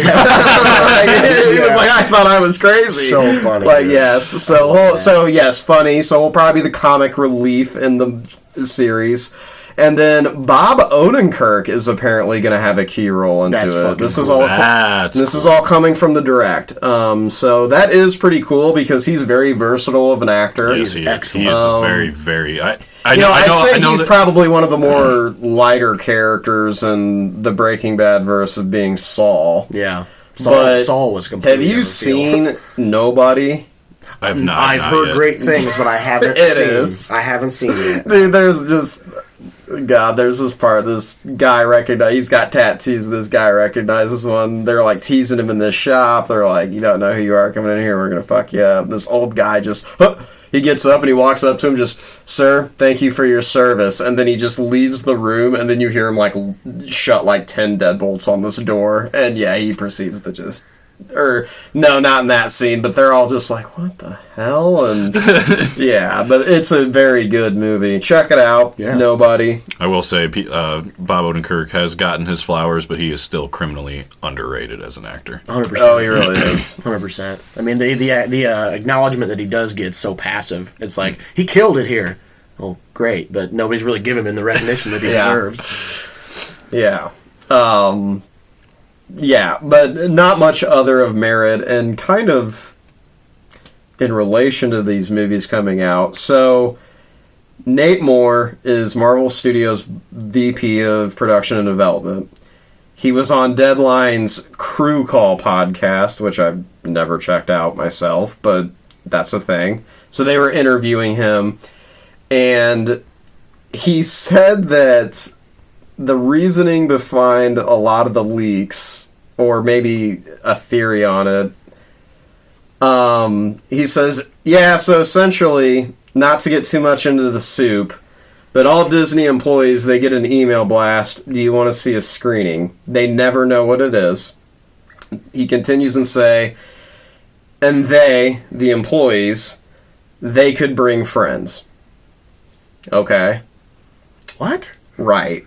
So he says, I think we tightened it up a bit because, frankly, people leak and it sort of ruins it for everyone. But They show up and then we say, we literally have the same guy who asks the questions. What are you doing? He talks about, we literally have the same, his name's Andy. He goes out front and says he's one of the first audiences to see the pictured movie. Sometimes people are really surprised. Oh, that's one I wanted to see, he said. And sometimes they're really confused. What's Eternals about? I don't know why the quote went into that. That doesn't really make sense unless he was trying to get at that maybe because stuff for Black Panther was leaked that people were surprised that it ended up going a certain way. Maybe because the whole Doctor Doom theories and stuff. Oh, yeah. And then Eternals, there was really not, I don't think anyone gave a shit. So then, like, they were like, "What is all this?" Still don't. Well, I just thought that this stuck out to me because I just thought that was so interesting that we've always been this idea of all the MCU keeps things tight and they don't let too much get out there. But now, granted, Jay has said past couple times how he's like, well, I've seen leaked full scripts on the internet.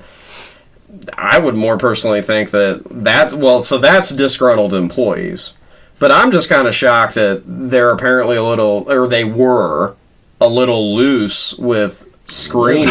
that is wild.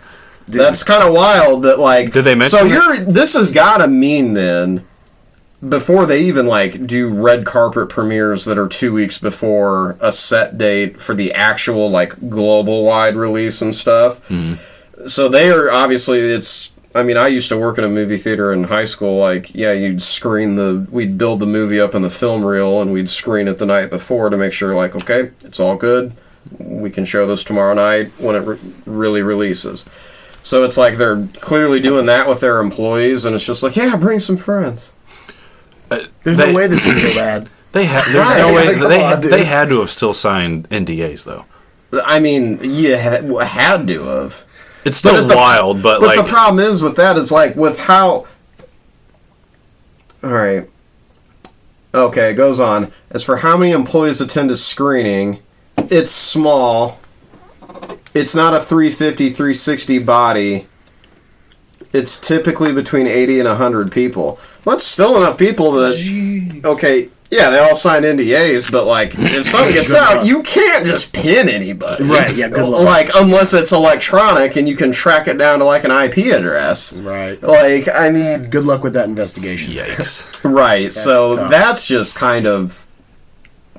eye-opening to me. I just read this. I was like, wow. I don't understand. I mean, that answers our questions that we had about the leaked full scripts and shit. Obviously, this disgruntled employees, but Jesus. Maybe that's why the scripts leaked, because they were like, hey, we're going to crack down, can't be your friends. And now these employees are like, well, fuck you. I'm going to fuck your whole shit up. Just, God. This is the only reason my friends asked me to hang out. Yeah, right. That's what friends You can't do this to me. It's the only reason I have friends. I really hope that's not the case for anyone that actually works for Marvel Studios, just to throw that out there. I really hope not, because like if that is the case, well, now I feel bad. I feel very bad. Shit. So yeah, that's still just, don't leak them damn scripts. yeah, it's still just crazy to me that all of that. Yeah. The other thing I wanted to get into was Chris Hemsworth made the joke on Twitter where he tweeted at Brett Goldstein because people were saying like, oh, he finally acknowledges the end credit scene, which it's like, okay, well, that's weird because it's like he's in the movie. I mean, he probably knew about it, so why has he got to acknowledge anything? Right. What is this faux pas demand? But he says the whole tell Zeus I said sorry about the lightning attack to the chest or something along that line. And because Chris Hemsworth has had this whole thing recently where he's very taken a step back from acting and he caught the hereditary Alzheimer's trait about himself, and he even said how, I only want to come back as Thor if like it's a tonally different movie than what the last two were. I fear that he'll like slowly just be written off at this point, and they might not ever get into exploring the whole Thor versus Hercules That'd be a shame. fight that I feel like that's what that end credit scene was trying to set up with Love and Thunder. 100%. That was the whole pull of Hercules into the MCU now, is like he's got to come down from, it's not Olympus, but wherever the hell they were at, that place that they called it in Love and Thunder. Oh, yeah. Yeah. And that he's got to come down from there and defeat Thor in front of Earth so then Earth can fear the gods again, is how Zeus wanted it. I just kind of am worried now that with all of this, that could happen to where it's one of those Marvel plots that just gets kind of forgotten about. Dude, that's tragic. I mean, well, and the sad part is that's definitely, now as I'm talking about it, and this was poor planning on my part, but that's definitely happened with the MCU. There's definitely, I mean, yeah, they bring them back way later. Case in point, Trevor Slattery being the fake Mandarin. You know, Iron Man 3, and everyone was like, you did the Mandarin, this is all wrong. All wrong. All of it. All of it is wrong. And then 6 years later, it redeems itself with Shang-Chi. So, it's happened before, and now I'm kind of worried it might happen again, and then it's kind of like, how does Hercules then come into all this? Dude, it almost seems like it would... Dude, they built it up. I mean, that would be almost unheard of. In the way that they left off with the cliffhanger with that about to go down, and then they just cut it off. Like, that would be well, terrible. And two, the other thing about it, I don't know, it's just all very interesting, too, with how this whole, like, we're bringing the gods into the MCU now, because it just, I don't know, it's kind of curious as to how it's going to go, because... I mean, we know Kang's the big bad, and that's what it's all working towards, so how does, like, the gods being introduced really tie into all that? Like, Hercules, like, he's a hero, he helps the Avengers, got it, but, like, what about the rest of all the gods they showed in Love and Thunder, and then, like, they are doing other stuff, like with Moon Knight and stuff, trying to incorporate this other part of their universe in.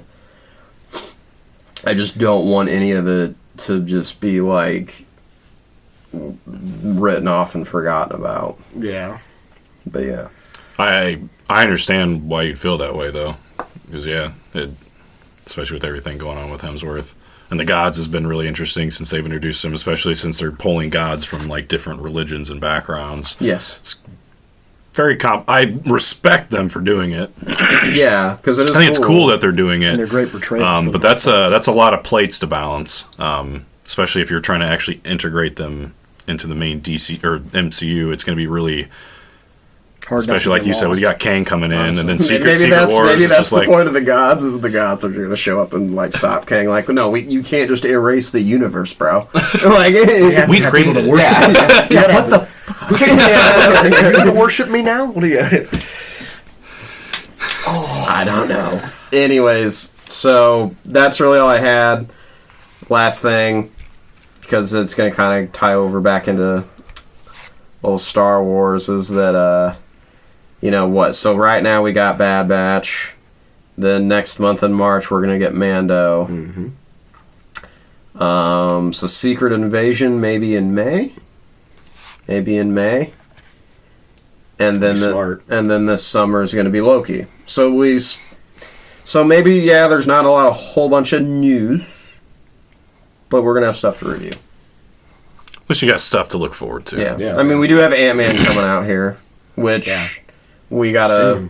Yeah, we got to figure out, like, the night we're probably going to go see it. Then probably do an instant reaction. Yes, we're going to do another instant reaction. Always fun. First one in a while. Yeah. Took a little break, but... Yeah, Black Adam was... When was that? When was Black Adam? Not terribly long ago. No. October, November. Yeah. Something like that. I feel like that long. I feel like these past few months have just been a giant blur anyway. 100%. Well, it gets that way in winter. Yeah, we're stuck in here. Stuck inside all the time. Mm-hmm. I've heard... Wait, Secret Invasion. That's one where it's got... it's mainly Samuel L. Jackson, right? Mm-hmm. Yeah, and I've heard some really, really good things about that show. Oh, really? Mm-hmm.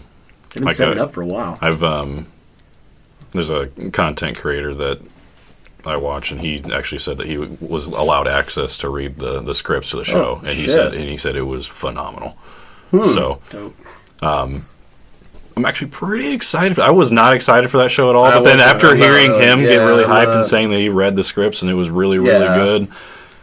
Yeah, I will say I'm not excited about it just because it seems to deviate, like, what actually kind of, like, how the story kind of goes in the comics. Like, it doesn't seem like it's even a real adaptation, really, of that story. Like, it's just, like, kind of, this is the Secret Invasion of the MCU's universe. Mm-hmm. Like, that's, like, really all it is. But, he also said that there was, like, really heavy, like, political spy themes and tones, so... Should be pretty sweet. Should be pretty sweet. Those are hitting right now. They're hitting. Mm-hmm. They are. Does that round up Marvel for the week? Pretty much. Like I said, like, really not a ton going on there. Well, like we talked before the show, that's going to be me in 2024 when DC ain't got nothing. Yeah, I mean, that's kind of what I wonder. I mean, not I wonder. I hope that Ant-Man will... get it going again. Mm-hmm. You know? Yeah. I hope so. I mean, I know the director said he was kind of... I don't want to say sick or like tired, but he didn't want to be like the Marvel palate cleanser movie anymore. He actually wanted to be an Avengers level movie for Ant-Man. So hopefully they nailed it, and it gets that hype going and buzz going again for the MCU, because I mean... And it's got to, because it's got to be the main one that's going to help lead into Kang Dynasty, or at least like kick off most of it. Especially since all of Phase 4 was just introducing new characters, and it didn't really feel like it was going anywhere. Mm-hmm. So, like, this is the movie that, yes, it's the Avengers level... God, fucking Spider-Man. It's the Avengers level threat that's going to bring the Avengers to come back together. Because we're family. For family. All right, Bull, what you got for Star Wars this week? Star Wars. Before we touch into Star Wars, I did want to bring up, just to talk about another outlet. That Record of Ragnarok that I brought up to you guys this weekend, it is excellent. It's different. It's very weird. It's very weird. And don't get me wrong. I was thrown off by the portrayal of the gods in this one. It's something. It's something. But I mean, outside of what you traditionally think about for the gods, I'm still watching that shit, yeah. Dude, I was like, started it now. Why not? Oh, dude. I mean, I'm just starting the second season right now. Oh, yeah. But it's fucking... Pretty hot opening to the second season. It's all I kind of laughed. I was like, oh, cool. Got to where I wanted to get. Hell yeah, dude. And, like, dude, just the way that, like, I was laughing earlier when we were talking about Zeus, because now all I think of is that little shriveled old man that turns into this fucking monstrous hulking creature. And at least they do Shazam himself. Oh, dude, he has like pretty much. Dude, it's like the tournament of or All Might. The show is literally just what he said. It's like the tournament of power. They get a fight matchup of like this person for the gods versus this person for humanity, and it usually like lasts 2 to 3 episodes for each fight. Because they take one episode kind of each, giving you a background story of that god or that human. So, like, spoilers, Zeus fights Adam, like, the Adam. The first man. The first man, created in God's likeness. So... His special abilities fucking sweet. So, superhuman, like, is what this gets at. But it's cool because, like, the Zeus episode, they go into talking about how Zeus killed Kronos and, you know, it took the mantle of the strongest god in the universe. Mm-hmm. And they go into, like, why Adam hates the gods and God himself, and they give you the background of, like, that. And it's different. Adam can basically mimic everything, every move that's thrown at him by the gods. He has constant reflect spell. Yeah, so his eyes turn into like... Sounds a little broken.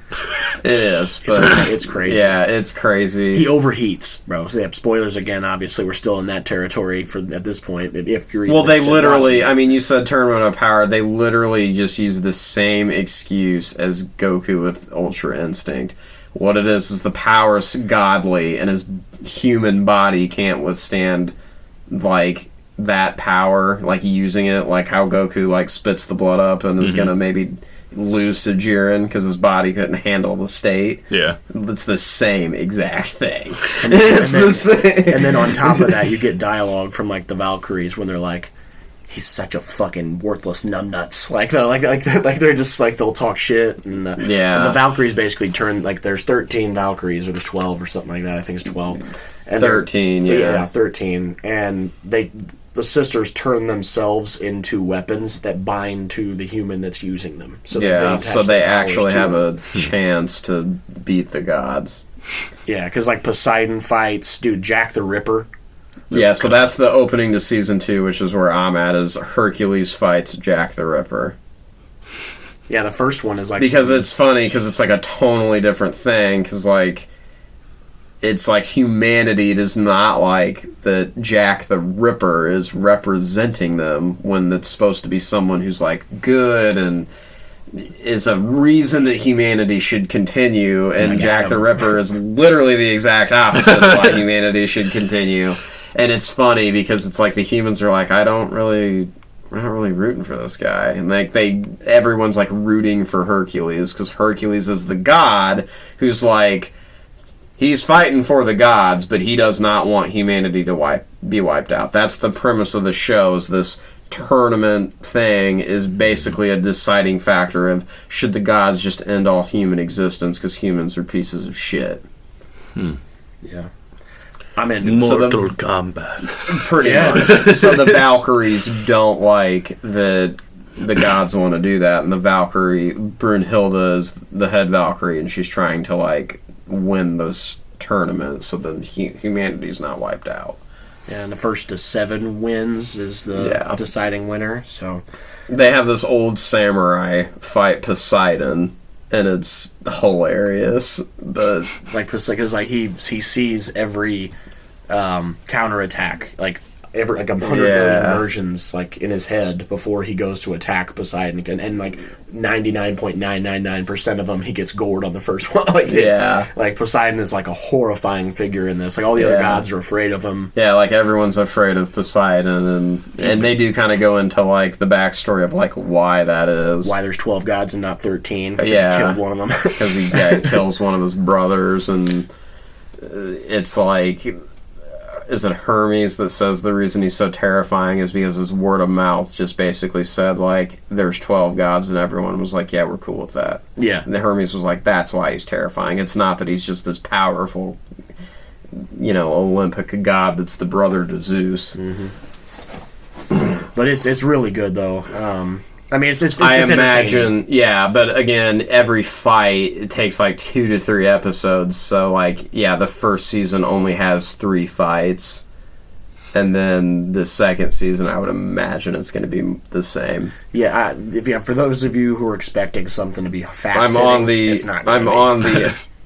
on the episode, I think it's the 3rd episode of season 2, where they're getting into Jack the Ripper's background story of why he became Jack the Ripper. Yeah, and then just for reference to, they take them out of a point in history when they're at their most physically fit, so it's not like they're fucking 350-year-olds creeping around out there. They take them to pick them from their most ready point to fight. So it's interesting, because one of them, the one that fights Poseidon, the samurai, he's not. He's just an old guy. Yeah. So he comes in, but he's reached enlightenment. So and they even say, I thought he was supposed to be his physical prime, and they're all like, bow down to him. Yeah. Yeah, no, it's entertaining as hell. I mean, I didn't expect to stick around watching it after 3 or 4 episodes. I'm like, huh. We got a buddy that lives up north, religiously watches this podcast. Shout out to you, dude. Not going to say your name, though. Much love. You know who you are. He recommended to me when I brought this one up to him, because he watches a lot of anime, too. He recommended that Vinland Saga that's on Netflix. So I think I'm going to check that out after this. Yeah, for sure. I will say... Maybe I should check this show out, because I think our buddy B watches it, or watched it, too. I think I think I remember him talking to me about it like a a year or so ago. Him mentioning a show that sounded a lot like this. And I think I could have swore it had Ragnarok in the name. You should definitely catch up on My Hero Academia. Yeah, I know. Mainly because the episode yesterday, the way it ended, it's like, oh. And I had to sit there and I'm like, well, I guess, the show has been around for 10 years. So I was like, well. That's a spoiler. Yeah. You can figure that spoiler out of probably what it said. So yeah. Mm-hmm. But, I wanted to touch on that today just because obviously it's trending right now on Netflix. Yeah, because the second season just came out. Yep, so it's trending. It's, obviously, it is worth a watch. Whether you love it or you hate it.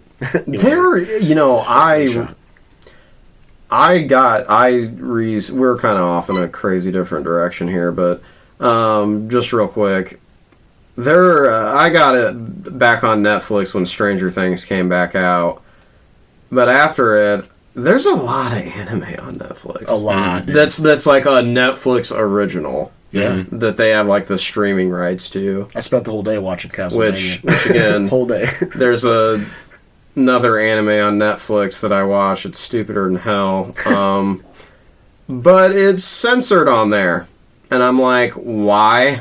What? And I looked into it, and everyone's like, it's got to just be because they don't have the license to stream the uncut Blu-ray releases. They only have the license to stream what was aired in Japan when it first came out. Okay. And I was like, well, that's really lame, and this kind of ruins the show for me, because I don't like watching shit censored. I don't. No. I hate it. It's annoying. It's annoying as shit. I think it's stupid. I don't understand why Japan has to have such heavy laws about what can and can't be seen. But anyways, I'm done talking about anime. Because I'm going to keep going and going and going. All right, so we'll get into Star Wars. The big news of the last few weeks is they did push back the Jedi Survivor by 6 weeks. But I do like the reasoning. I was going to say, you saw they came out with an actual disclaimer, like they basically had a PSA on it. Yeah, they said we spent the last X amount of time pouring our heart and souls into this game, and we want to make sure that everything,'s right, ready to go. They literally said it's to fix bugs. Yeah. Mm-hmm. And I was like, I respect that. Yeah, at least you're honest with me. Yeah, and you know what? 6 weeks. Yeah. Smallest violin, I got 6 weeks, not 6 months. Well, I'll tell you right now, you don't want a game to release with a shit ton of bugs and it's choppy and shitty because Cyberpunk. Pokemon. I'll say, The newest Pokemon. Oh, really? Fucking horrible. Really? I feel like history Oh my God, has like dude. taught us this point, especially for video games. If a company comes out just like, hey guys, you're really excited for this game that everyone's been thrilled to see. We can't wait for you guys to enjoy it, but we just need a little bit more time to get I'll it take right. that. Yeah, usually I'll take every time they do it, it's usually well worth it, and it's usually at bangers, 9s, and 10s. Yeah. Oh, yeah. Like Oh, so. yeah. I'm sure it's for a good reason, and I mean, I feel like it almost also speaks to the fact that they believe they do have something really, yeah. really good, and they want to make sure that they deliver on the highest quality Now, possible. Cyberpunk was horrible. Awful. Because it was frying people's GPUs. That at the time were like almost $2,000 because we were in COVID during a chip shortage anyway. So you got people with their 3090s getting fried because this game is horribly optimized for a computer. And I said Pokemon because literally they just released them too fast. It's full of bugs. Like, I love it. It's a Pokemon game. Like, they're great. Yeah. But you play it, and sometimes I'm like, I just shut this off because you got sprites disappear off the map. You get stuck in the map sometimes. No way. Yeah. And Nintendo does not push updates out for their games. So it's basically just going to be that way. Yeah, fuck that. No thanks. Yeah. Which is frustrating. Yeah, It used to not matter for Nintendo because Nintendo used to, when they released something, it was bug free, crisp, clean, and just ran how Right. like smooth butter, like it was supposed to. Right. But, yeah, especially with Pokemon. I remember clips of you and our buddy showing of you guys clipping and things just almost looking like it's a completely different frame rate compared to everything else, and you're just yeah. what in the world? Oh yeah, you'll be playing the game and your Pokemon is like a motorcycle too. He's got wheels and you're driving him around, and when you're doing it on the ground, it's fine. But then when you start to surf on water, after a while, frame rate just plummets. It's going super slow and choppy and shitty. And I'm sitting there every time I play the game, I won't lie, I hate if I want to go farm for a shiny and it's in the water. I'm like, oh, fuck. I'm I just was trying to get a shiny Vaporeon and I just quit 'cause it was just horrible. It's horrible. Had some of them spawning inside this rock that's in the middle of this pond. I'm trying to walk around and, because the idea is that you kill a shit ton of them to eventually get the shiny to spawn is the whole method. I won't get into it, but you can look it up if you're that interested. But anyways, it was just horrible to deal with because they're spawning inside this rock and you can't kill them, and then it's just Jesus. dragged frame rate. It's terrible. Do better. Do better. Well, do better. of all companies, EA is. Yeah, that's wild. That is wild. I gotta say. I mean, they deserve their hate. I don't care. Kudos to you on this one. You're actually taking a step back and be like, well, we're gonna fix it all. So cool. Yeah, for sure. Yeah, I was obviously I wasn't happy, but happy that it's gonna be that game. And especially with that other one that's coming out, the open world. Eclipse. Yeah, Eclipse here. Oh God, yeah. Dude. I haven't seen my a single thing God. about that game. I can't wait I for have- that thing yeah. to come out. I haven't seen a single goddamn thing about that game. Just that one video they had that they released. That's it. And I'm like, and that gave you nothing. It was literally just an eclipse, and you're just give it to me. with some dudes banging on drums, and I'm like, let's go. I know. I remember watching. I'm like, the hell is this? What has Star Wars got? Yeah, and then, but to get into it, just for the sake of time, Batch. So we got 2 episodes of Batch. The 2 weeks or 2 episodes ago was the Indiana Jones episode. That's what I'm referring to it as, because pretty much it was exactly that. It even had the music from Williams while they're in the while they're trying to find the heart of the mountain. I mean, it was. I mean, with the treasure hunter and everything. It was very Indiana Jones. Oh, I mean, almost plucked out of the movie. It's frame for frame. So Omega and the Clone Raiders of the Lost Ark. absolutely. There we go. Yeah, no shit. Omega. Shit, my bad, dude. It's Omega.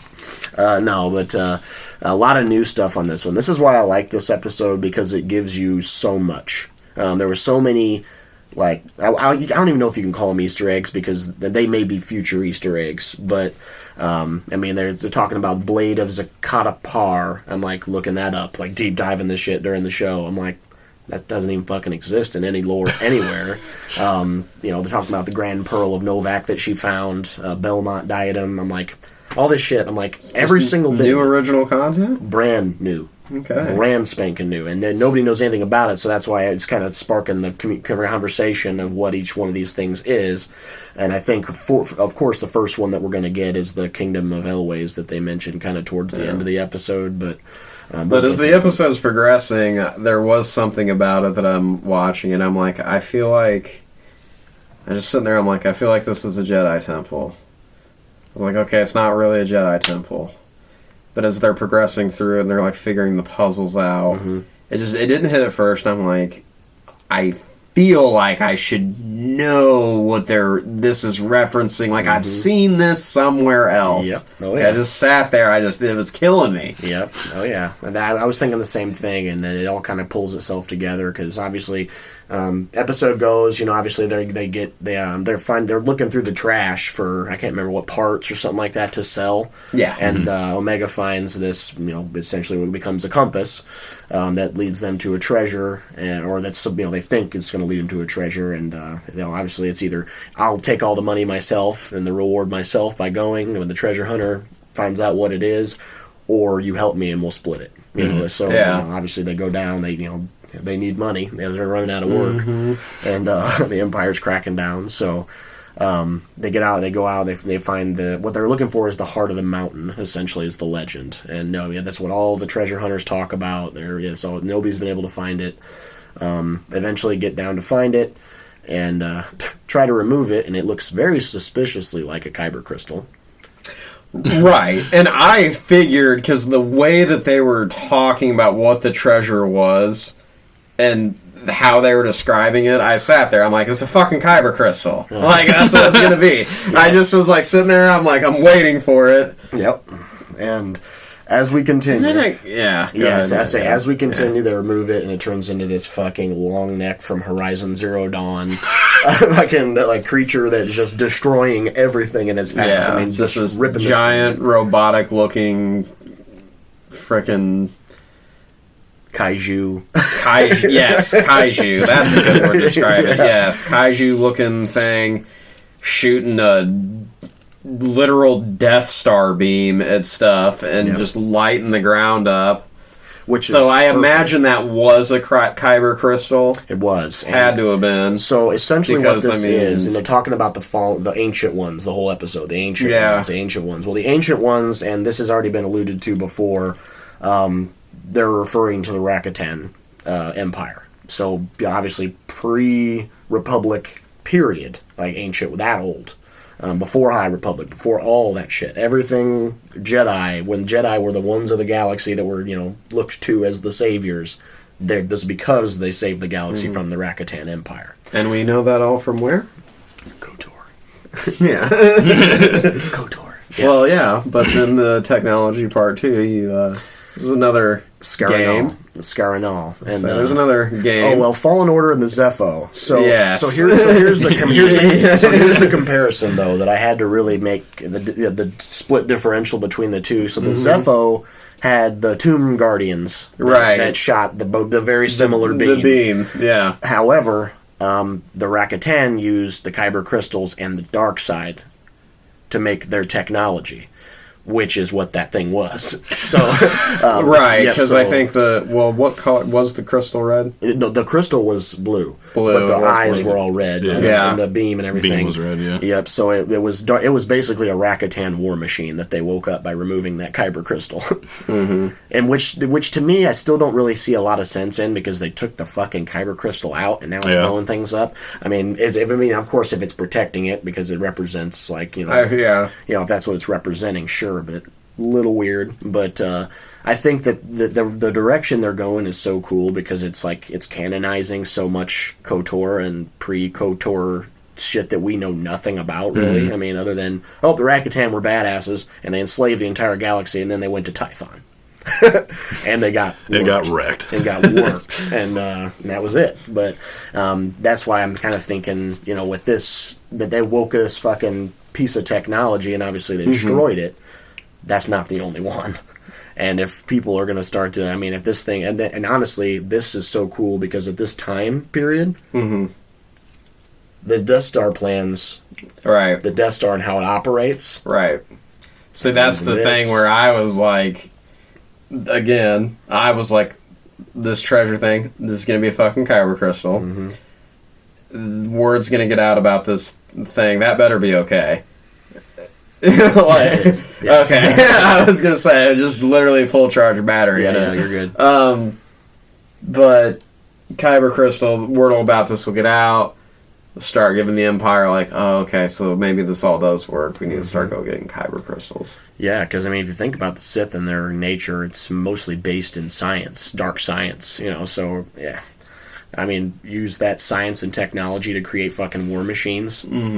Just do what they did, what the Rakatan did. They did that. They took their same shit and ran with it. And now you see the Rakatan. I was kind of explorer type. Me and Jordan were talking earlier about them, how goofy they look, how weird, and how strange they look as a race in KOTOR. But that's really the only way that you know what they look like is that. So it's pretty cool that we're getting so much information. And then we're leading into this, and later I'm sure we're going to reference at the end when they're talking about going to the Kingdom of Elways for that stolen chalice or some sacred chalice that they want to take, and hopefully that gives us more of the information that we've been wanting on the ancients and how all this how this started. And hopefully it brings more fucking KOTOR shit canon. Right. So that's really what we want. It is. It's ridiculous. Need some old Republic. Yeah, they just need to just call that canon and just fucking stop playing around. Come on. Stop playing around. Yeah, stop playing with my heart.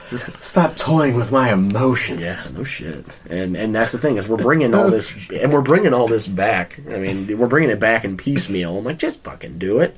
Stop. Just rip the Band-Aid off, man. And we're back. But overall, I did like this one. What are your guys' thoughts on this one particularly?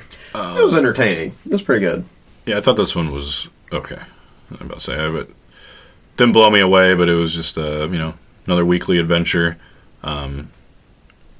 What's the actress's name that was playing? Wanda Sykes. Wanda Sykes. She's great. Yeah, that was great. It's more of the next episode that I just kind of was like. I was really let down. The next episode kind of made me get to the feeling that I'm at now. So, yeah. Yep, so we opened on that one, and I was going to kind of give it a little bit of a somber transition to this one because I kind of feel the same way. Okay. Kind of, in my opinion, I think it's a little bit of an empty episode considering what it could have been. That's the thing for me is I was excited for this episode and for this character to reappear. Yeah. Yeah, I was kind of let down and kind of bored. I think it was a miss.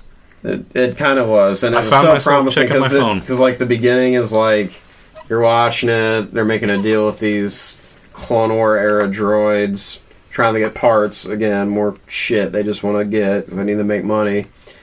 Omega's like, I don't feel right about this. Something's off. Then she goes and wanders, discovers Gungi getting tortured. And builds to... He doesn't want to trust Echo at first, who she's with, because he's a clone.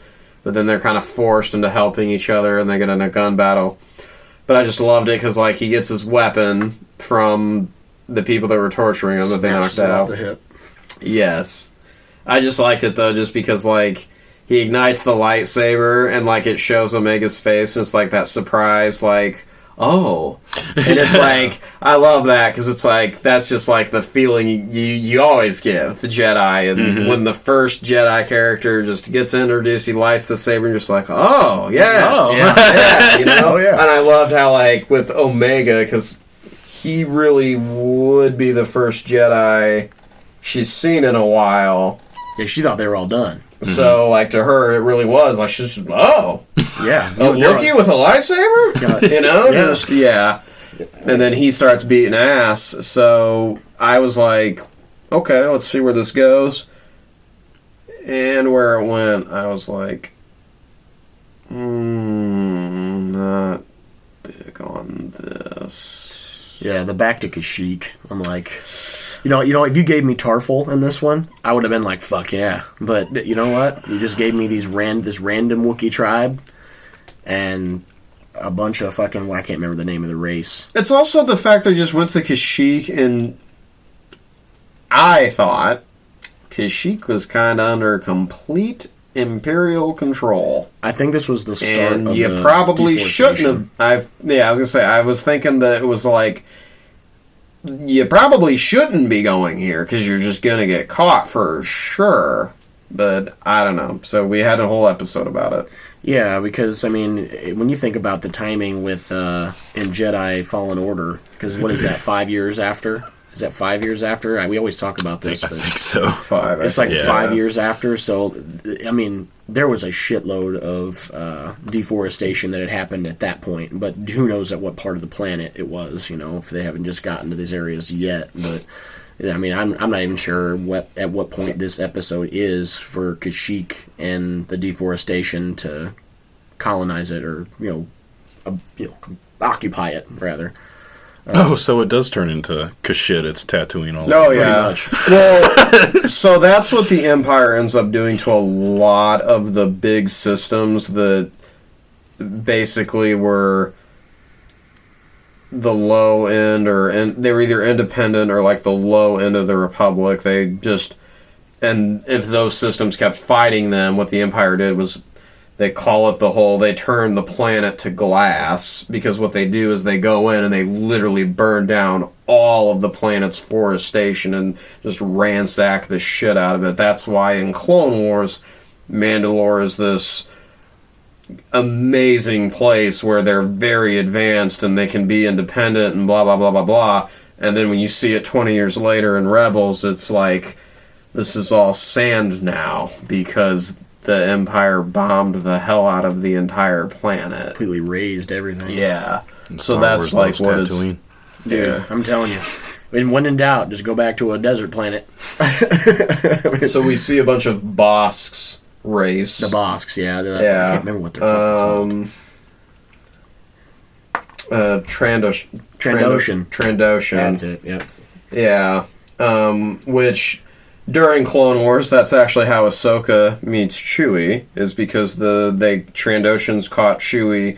Chewie's a shitty Wookiee. He's been caught a couple times, apparently, in Star Wars to be kept as a slave. Because that's how Han meets him, so it's like, dude, what are you doing? But, 7-foot Wookiee trying to hide. You know? it's like you're 300 years old, like...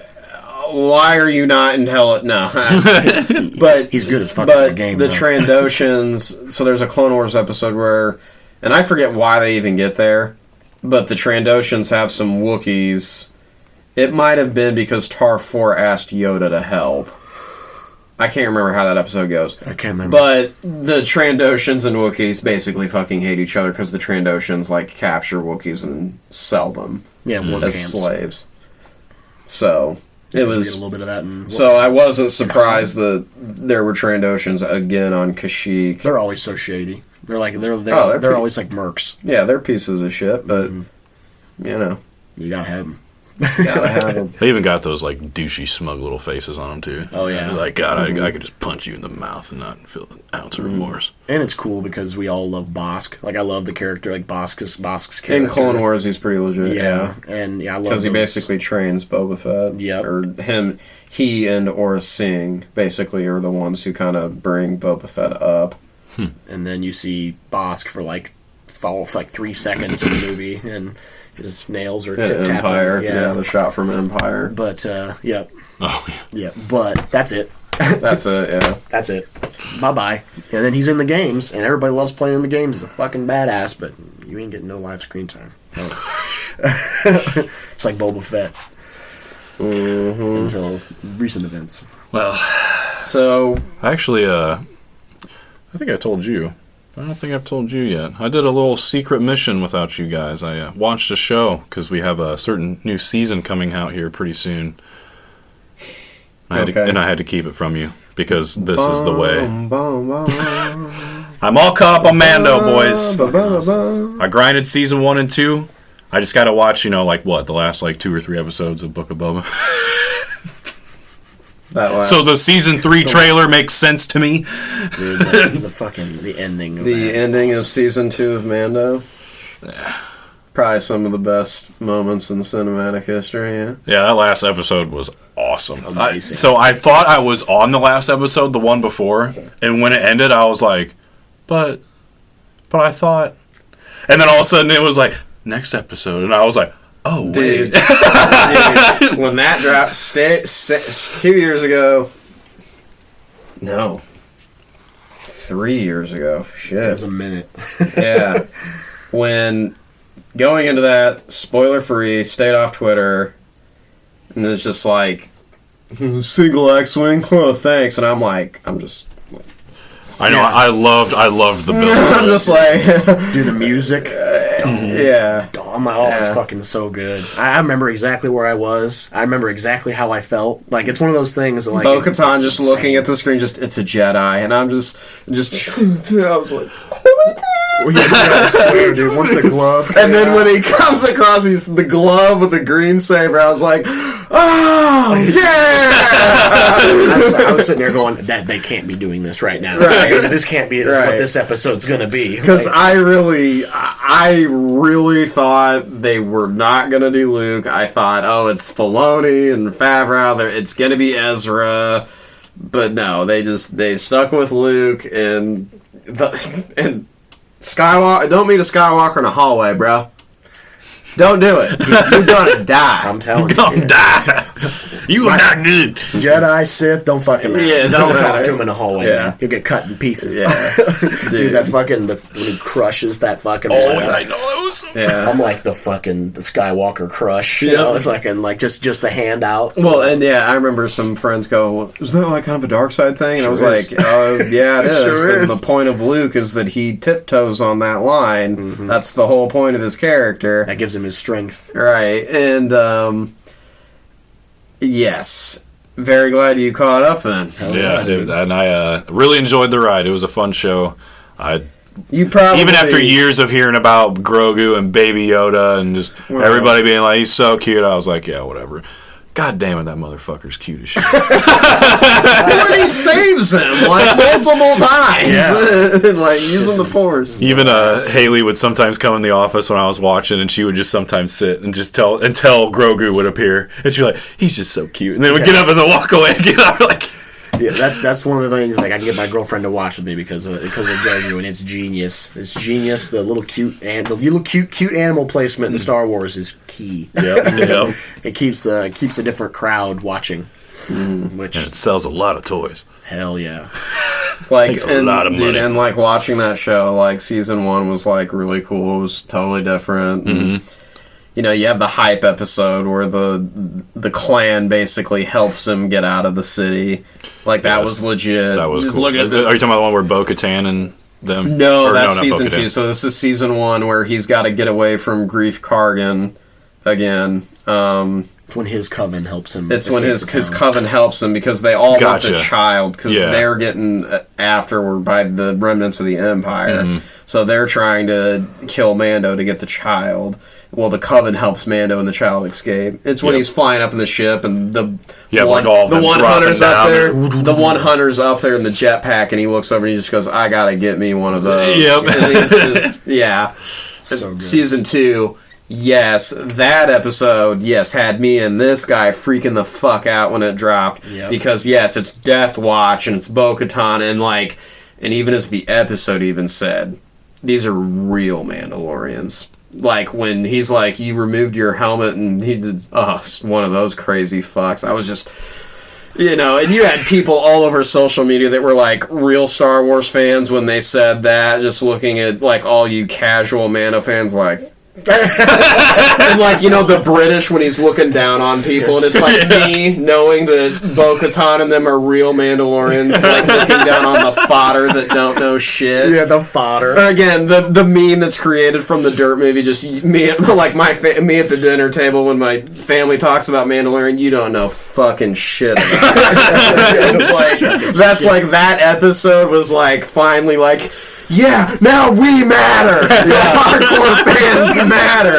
Yeah, I watch cartoons and I know more than you. Like, I watched all 7 seasons 8 times. Yeah. And now it means something. Right, exactly. Like, that's how that felt when you finally saw Death Watch. And again, they kept that secret. And when the blue suit flew over, I was just like, oh, hi! And I was so excited. And dude, it's so cool. And your girl's in it. Mm-hmm. Yeah. Sasha Banks? Yeah. Oh, yeah. She is. Hell yeah, she is. She did pretty good. Yeah. Oh, yeah. I'm not surprised that she made that transition, though. Well, I think she's acted before, though, but she's used to obviously being in front of a crowd, and she knows how to, like, own her presence, so she did that really well, and obviously can do the fight scenes, too. But yeah, it was really cool. I hope they come back just in general. They were cool. They're cool. Yeah, they're already showing them in the trailers and stuff like that. So it's cool because the Death Watch always tried to kill Obi-Wan. Like they always tried. Like they're always on his ass. Yeah. Always. So the history of the Death Watch is that they're a terrorist group within Mandalore that wanted to overthrow Bo-Katan's sister, Satine, who was like the patriarch in power that basically dealt with the Empire and the Separatists, because they were always independent. Mm-hmm. But then they have trouble with Death Watch. And Death Watch, it's not ran by Bo-Katan, but it's run by another higher up, like within the whole House of Vizsla. Mm-hmm. So, and then that guy has the Darksaber. And so they're trying to overthrow and, like, bring back the old way so they can be this military might again, because that's the whole thing, is Mandalore basically became this system of being very peaceful. Diplomatic. And they're diplomatic, and they don't use violence anymore, because the Jedi whooped your ass. But yeah. Anyways, like, that's the whole thing of it, so way down the road, Satine dies, but yes, she loved Obi-Wan, and the Death Watch, they hate Jedi, and Obi-Wan's always the one involved, because he has the connection with Satine, because he was going to marry Satine if he didn't go to the Order. Mm-hmm. And then her kid is his, I think. Yeah, and then Satine has a nephew named Corky, who has brown hair. And the same hair. I believe the idea of this child character was that he was going to show up later, be Force sensitive, and they were going to be like, oh, so Obi-Wan smashing wasn't so different from Anakin after all. Well, that would certainly explain why he was so understanding. Yeah, I mean, there are episodes in Clone Wars where Anakin's like trying to say to Obi-Wan, like, why don't you just do it? And Obi-Wan's just this, like, firm on, like, no attachments. And Anakin's like, that's kind of fucking stupid. And Obi-Wan, like I said, he kind of ignores it, because he's like, I understand it. Yeah, but he catches, like, them talking to each other, like, several times. And it's really, like, a loving, romantic communication. And he catches them, like, he's outside the door listening. And as soon as he comes out, what are you standing there for? Nothing. Like, it's like he knows exactly what's going on, and honestly, I think everything has to happen for a reason for the show to work out. Mm-hmm. But imagine if he would have called him on it and something happened, and we have completely different fucking Star Wars. Yep. Yeah. But overall, as far as going back to the batch. The newest episodes, like you said, they go back to Kashyyyk. It's not even Tar-4. It's some other Wookiees. We have no idea who they are. I give this episode a 5. Were those Wookiees also Force sensitive? No. Okay. So, maybe. So, the whole talking to the trees thing, and it ended up not being the trees. Right. And then Gungi later pulls an Ezra, uses the Force to talk to a creature, and it goes on. Or no, he did that beforehand, before the fight. Yeah, to calm him down. To calm the creature down, and I sat there, I was like, Ezra? Yeah. I was like, that's literally what Ezra does. Okay. Yeah. Mm-hmm. And Rey. I don't know, she healed it. Okay, first of all, I don't know what you're talking about, but second, I do. But who? Fucking who? No. But yeah, I guess, she could have been too. I don't know.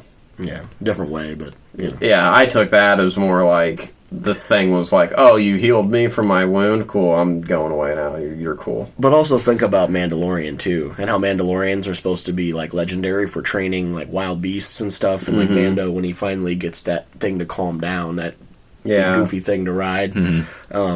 I just thought it was kind of like, I'm thinking about it now, like they just go over to the trees and they touch the trees. Yeah, but then it's like there might be an explanation for that as far what as ends. like, yeah, but what it ends up being is the spider creatures. Which why is it always a spider creature, guys? you know, I don't know. They have a. You know what I'm saying? You know what I'm saying? Now that you've watched Mandalorian, you kind of notice that it's always a spider. Ice spiders. Yeah, ice spiders, and that actually is so cool because that they did it in Mandalorian. Side note. Because that was part of the original artwork that they were going to put in the live action movies, like the original trilogy. They had those written up, like the artist who drew most of like, the Death Star plans and shit like that. He had written up that exact giant ice spider on the ice planet, and they never used it until Mandalorian. That's pretty cool. Yeah, pretty sweet. Pretty sweet. I think actually my only nitpick about Mandalorian, just real quick, is I sometimes. Might be unpopular to say. I think the Darksaber looks a little derpy sometimes. It doesn't look as good on camera as I think they thought it might. Of it being just like a straight like blade. Because I don't know, there's just times when they like move it and I'm like, that looks really bad. That does not look good. Yeah, well, I think if it's used in the way that it's intended to be used, I think it looks a lot better. Like when you see them like actually training with it, when you see like Ren, you training with it in the cartoon, like when you see him moving, I think I see her moving and training with it at full speed. I think it'll look a lot better when it's actually used instead of just being fucking drug around by Mando who don't know how to fucking wield it. I mean, it just looks bulky and it looks like it's just not practical. Yeah, the idea behind it is really the Mandalorian that wields it should be force sensitive, because like the first force sensitive Mandalorian or first Mandalorian Jedi is where it was made. Yeah, the Mandalore the Great, isn't it? Is it Mandalore the Great? I don't remember. I thought his name was Vizsla, and that's like why they have the house dedicated to him. Because I don't know. Yeah, because that belonged. He said that belongs in my family. Or was it Paz Vizsla that said that? I have to look it up because they talk about the legend like 5 fucking times. Yeah, Tar Vizsla. Tar Vizsla. Constructor and first wielder of the Darksaber. Yeah. I thought when they were going in on like it was like the last mission or two when they had to infiltrate that Imperial base, and they're trying to figure out who's going to go with the criminal or whatever, and they get on Boba Fett, and he's just like, nah, they're going to recognize my voice and my face automatically. I was like, that's so awesome. Good. He goes, why don't you guys? So let's just say they'd recognize who my face or something. I was like, yeah. They sure would. I was like, yeah, they would. I also like in that, just to that point, when Bo-Katan says, I've seen your face and heard your voice in 1,000, or I've seen heard your voice in 1,000 other faces, or something like that. Yeah. They're always calling back on the old clones. Yeah, when she tells him he's not a Mandalorian. Yep. I can't remember, what was the reason that they gave him where he was actually allowed to get his armor back? But it's his father. It's from his family lineage. That suit is so like his father like put his genetic code, Boba's genetic code into the armor. So he shows him like his name, and he says Jango Fett, and it shows it on there. And he says this was my father, and it was like he goes, my father earned this armor, and like basically Mandalore also had civil wars. That's actually essentially why Death Watch is around, because like they had civil war for a while before like the more peaceful people just won. Mm-hmm. Yeah, no, it's cool, man. I mean, and it's all pulling together. I can't wait for this next season to open up and drop some more hotness on us. But the Bad Batch finishes with the spiders winning the day for our heroes. And like you guys said, you're just kind of meh about it. And I gotta say, outside of the first 3 episodes, maybe even the 3rd episode, yeah, that's just how I feel in general right now about the show. I kind of am getting this whole same vibe as Andor.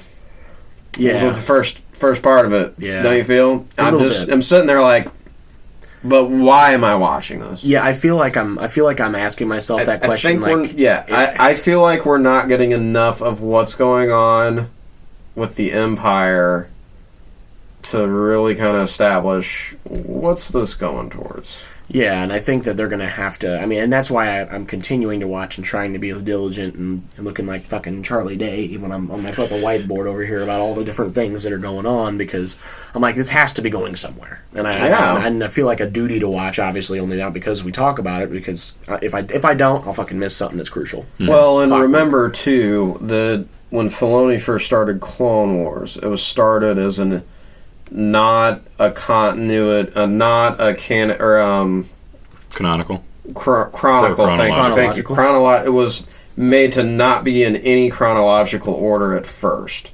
That's why eventually he had to go back on that and then start to make it chronological, because people were like, "This is stupid. Like, this doesn't make sense." Because he made it as like, "Oh, this episode is about a single story in a particular certain time, like."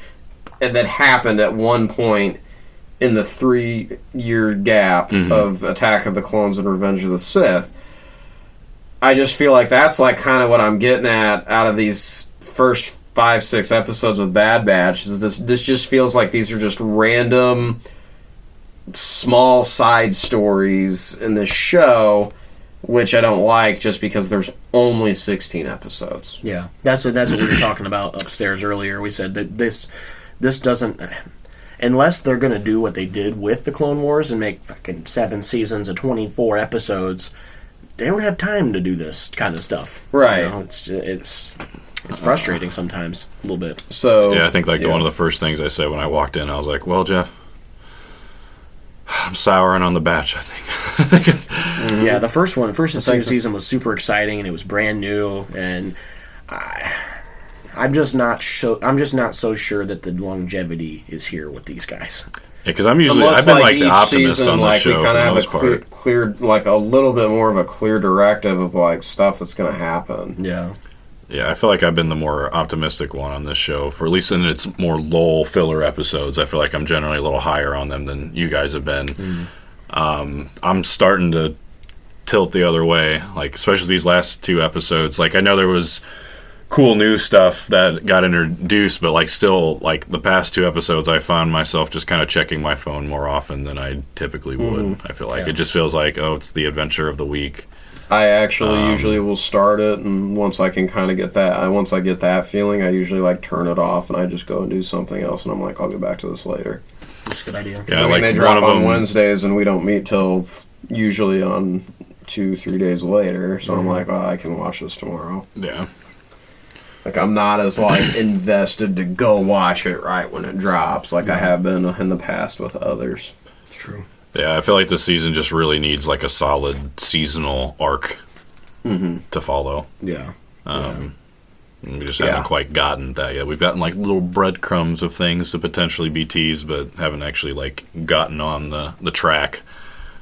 Yeah, because even like when they talk about going to the kingdom of Elways, then now we're in Kashyyyk.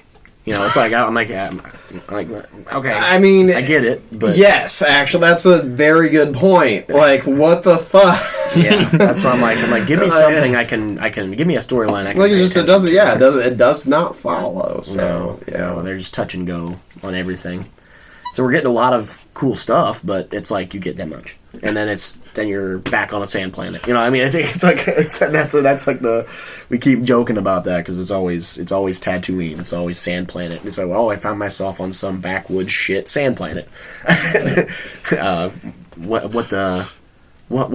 was it was either she should not be named from.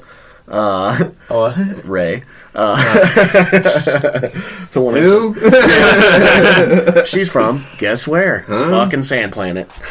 Is that Star Wars Elseworlds? I wish they'd call it that.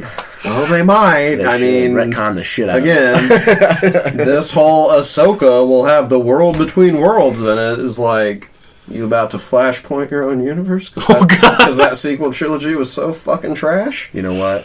I wouldn't even be upset. I literally would not be upset. No, wouldn't be upset one bit. I mean, Let's be honest. Like, nobody fucking respects anything about that. And honestly, I don't even use... Like I ever I've do said, use that. Force Awakens was cool. It was good. But Sure. It's literally a New Hope. But it's not. Like, you can take the shell, but it's still not that. It's still not. it's still, fucking close. It's pretty close. But it's who? Who? Yeah, but we kind I don't of know. we liked her in the first movie, right, guys? And then the second movie happened. I did. The only OP thing she did was the random, like, mind Obi-Wan trick on the Stormtrooper. Oh, yeah. The Daniel Craig Stormtrooper. Yeah. Ray learns what the Force is, knows how to use it. Come on. God damn it. I fucking hate that shit. And then it's picking up rocks. Shut up. That's not it. It's like lifting rocks and stuff. At least that part was funny. I feel something. That's the Force, That is was it? fucking, that shit was fucking hilarious. That was, like, he's like, oh, you feel it? It's so damn funny, dude. I love that. But no, I can't. If you ever hear me in the fucking future talk about how something from that show makes like sense in the future for some other project and makes it relevant, just punch me in the head. Well, given what we're seeing with Mandalorian... Yeah, they're definitely trying to canonize the whole... See, that's the weird thing, is like Mando's canonizing a lot of the recent trilogy. But now that you fucking watch... Okay, thank you, God. So now that you watched it, you can tell they're trying to canonize it because the whole cloning thing, and we need Grogu because he has midichlorians. The M count. The M count, yeah, we all know what the M stands for. Like, come on. Like, stop trying to hide it. And he's wearing the fucking patch. He has and the same patch, the same patch as the cloning facility. Yeah. Whatever. And then it's like all these failed attempts. Like, that is Snoke. Mm-hmm. They're trying to create Snoke. Like, yes, they're very much trying to canonize it. So, yeah, Jeff, we'll punch you in the face then later. Because it's happening. Okay, so cloning... It's already happened. Cloning and Snoke are, of course, the same line. But cloning has been going on for fucking ever. So it's like, I mean, I get that. Depends on where we're going. I'm just saying, you can totally tell that they're just trying to canonize. They're firmly connecting to it and canonizing it. It's like, it seems like even though the Empire abandoned this clone technology, really in this time period now, all of a sudden they're really, really interested in this cloning stuff and this M count. I wonder why. Bro, there's people out there, and there actually is a book, a Legends book, of course, but there's a book out there where they found Luke's hand that was cut off by fucking Darth Vader, and that's what they're trying to clone Luke.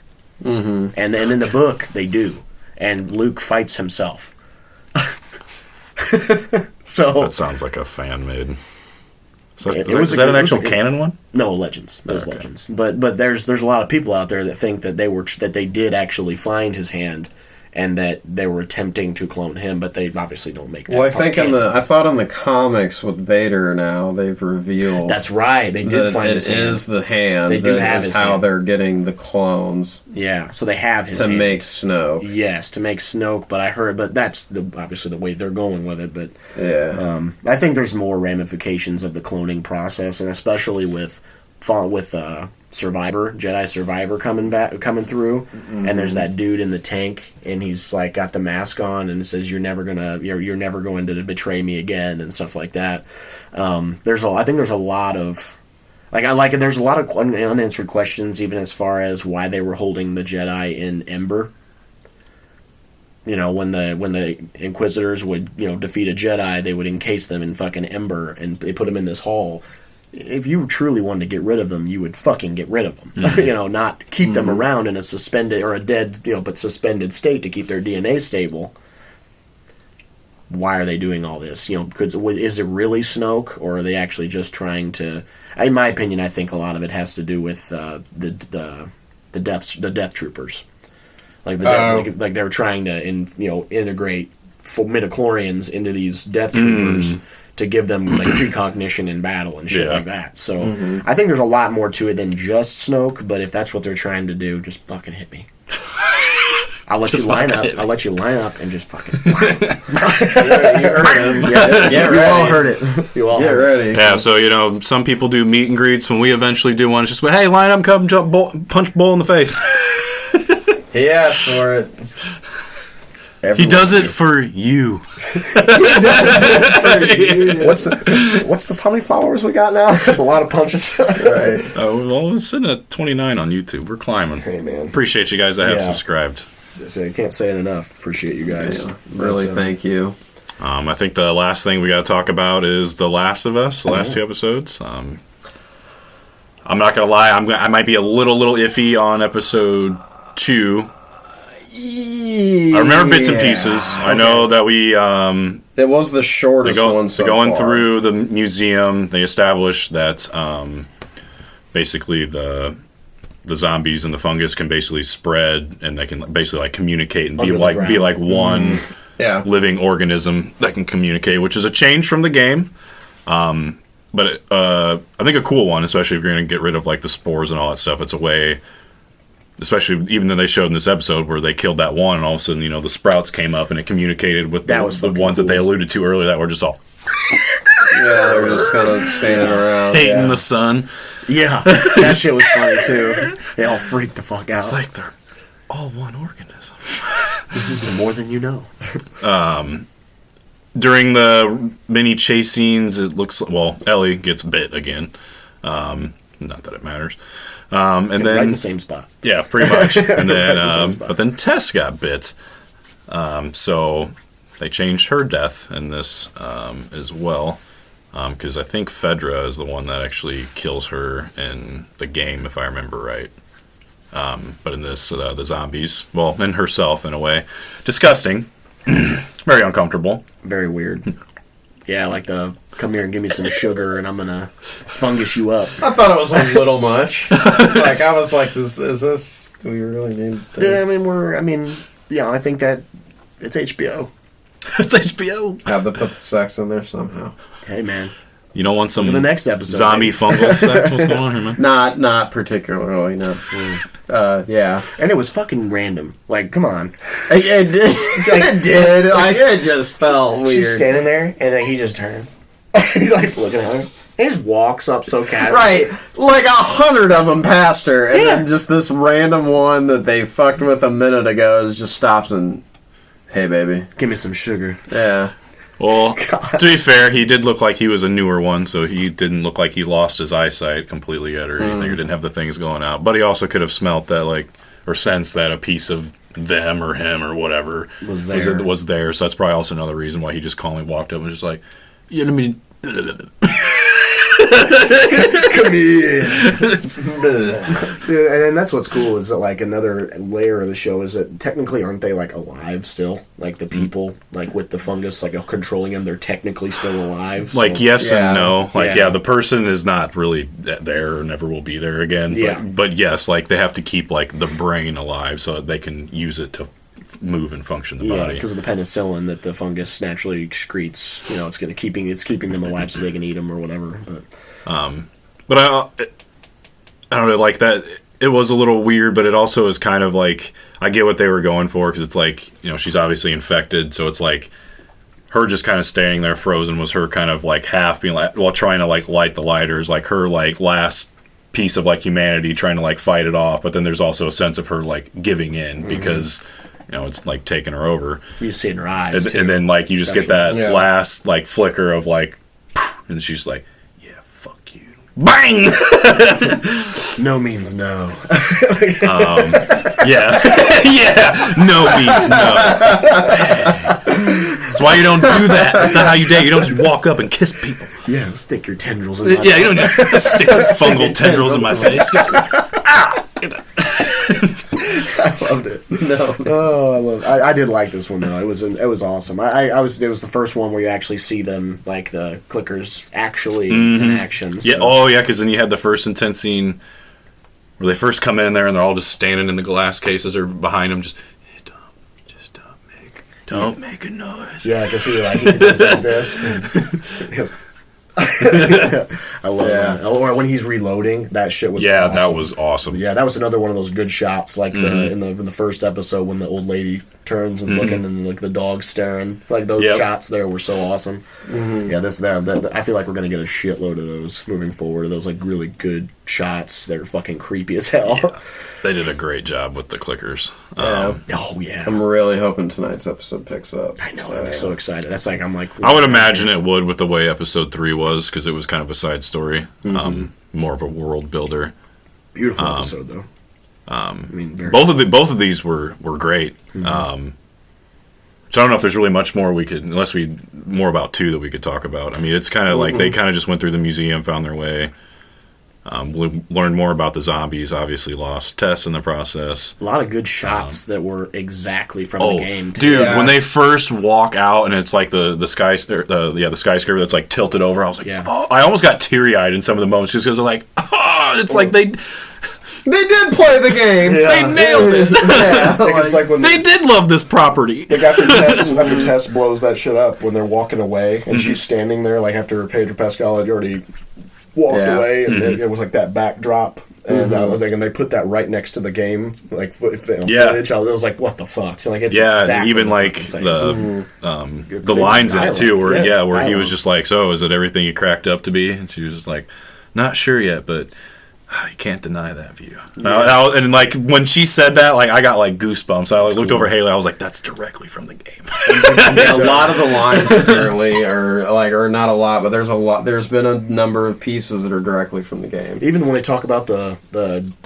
video game, like the arcade. Well, game. When she's joking around, exact same. When she's joking around and stuff, apparently it's like word for word from the video game. I was like, oh wow, yeah, that's pretty cool.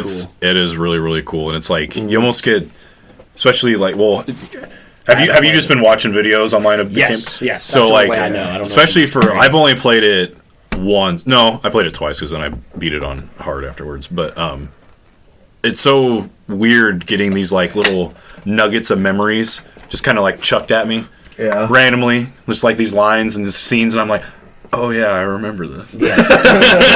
That's got to be cool. Oh yeah, that did happen. And I'm hoping that I get it from the other side because I'm buying a PS5. I'm gonna get the remastered Last of Us and play through it once this is over. So I'm hoping that I get that feeling from the show that obviously it's gonna be fresh removed. But and what's cool is there are like subtle changes. Like there will be things that will be like this next episode. They change the characters for Bill and Frank. Like in the game, you literally don't meet Frank. You see Frank, but he's dead.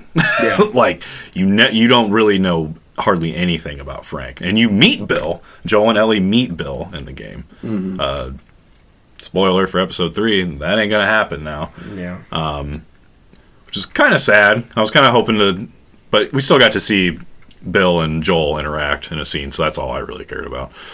It was cool how they kind of came on, because they didn't even they weren't no part of each other initially. Yeah. It was kind of cool how they got on eventually, just out of necessity more than anything. Well, they're both outside, and like Tess and Frank are like buddy. They're sitting out there. He goes, "Yeah, I don't even blame you not wanting us here. I wouldn't want us here either." And I was just like, "Yeah, it's legit." Yeah, I do like that part because he's like, we can help you. You got. That fence is, got so long, and we could replace it and get that fucking gun out of my face. Yeah, I love how that was so smooth. He says, "We can help you build the fence." He's like, "That probably will need to be replaced in like X amount of years." He goes, "Get that fucking gun out of my face," very quickly, and I was like, "Oh, I love that shit, dude. Yeah." But I did like again with these like time skips too. Like you got to see how Bill, even in that moment, showed respect for Joel, and that respect obviously grew. Because my one gripe about this episode is when they're under a fire from that raid team, and Bill's just standing in the middle of the street. I was like, Mr. Survivalist Bill here. Yeah. Why is he standing in the middle of the street so that Frank has to go out and drag him back in? What I didn't like about the episode was I felt like we could have had some action in the episode, and then that's all it was. Yeah. Yeah. Yeah. Yeah. I can see why people were a little thrown off by the episode, only because it was a beautiful episode. I think that was masterful performances by both Offerman and the other guy, Frank. I can't remember the actor's name. Bad. But Offerman, that's probably one of the most, the best performances I've ever seen out of him. Obviously, coming from comedy type roles.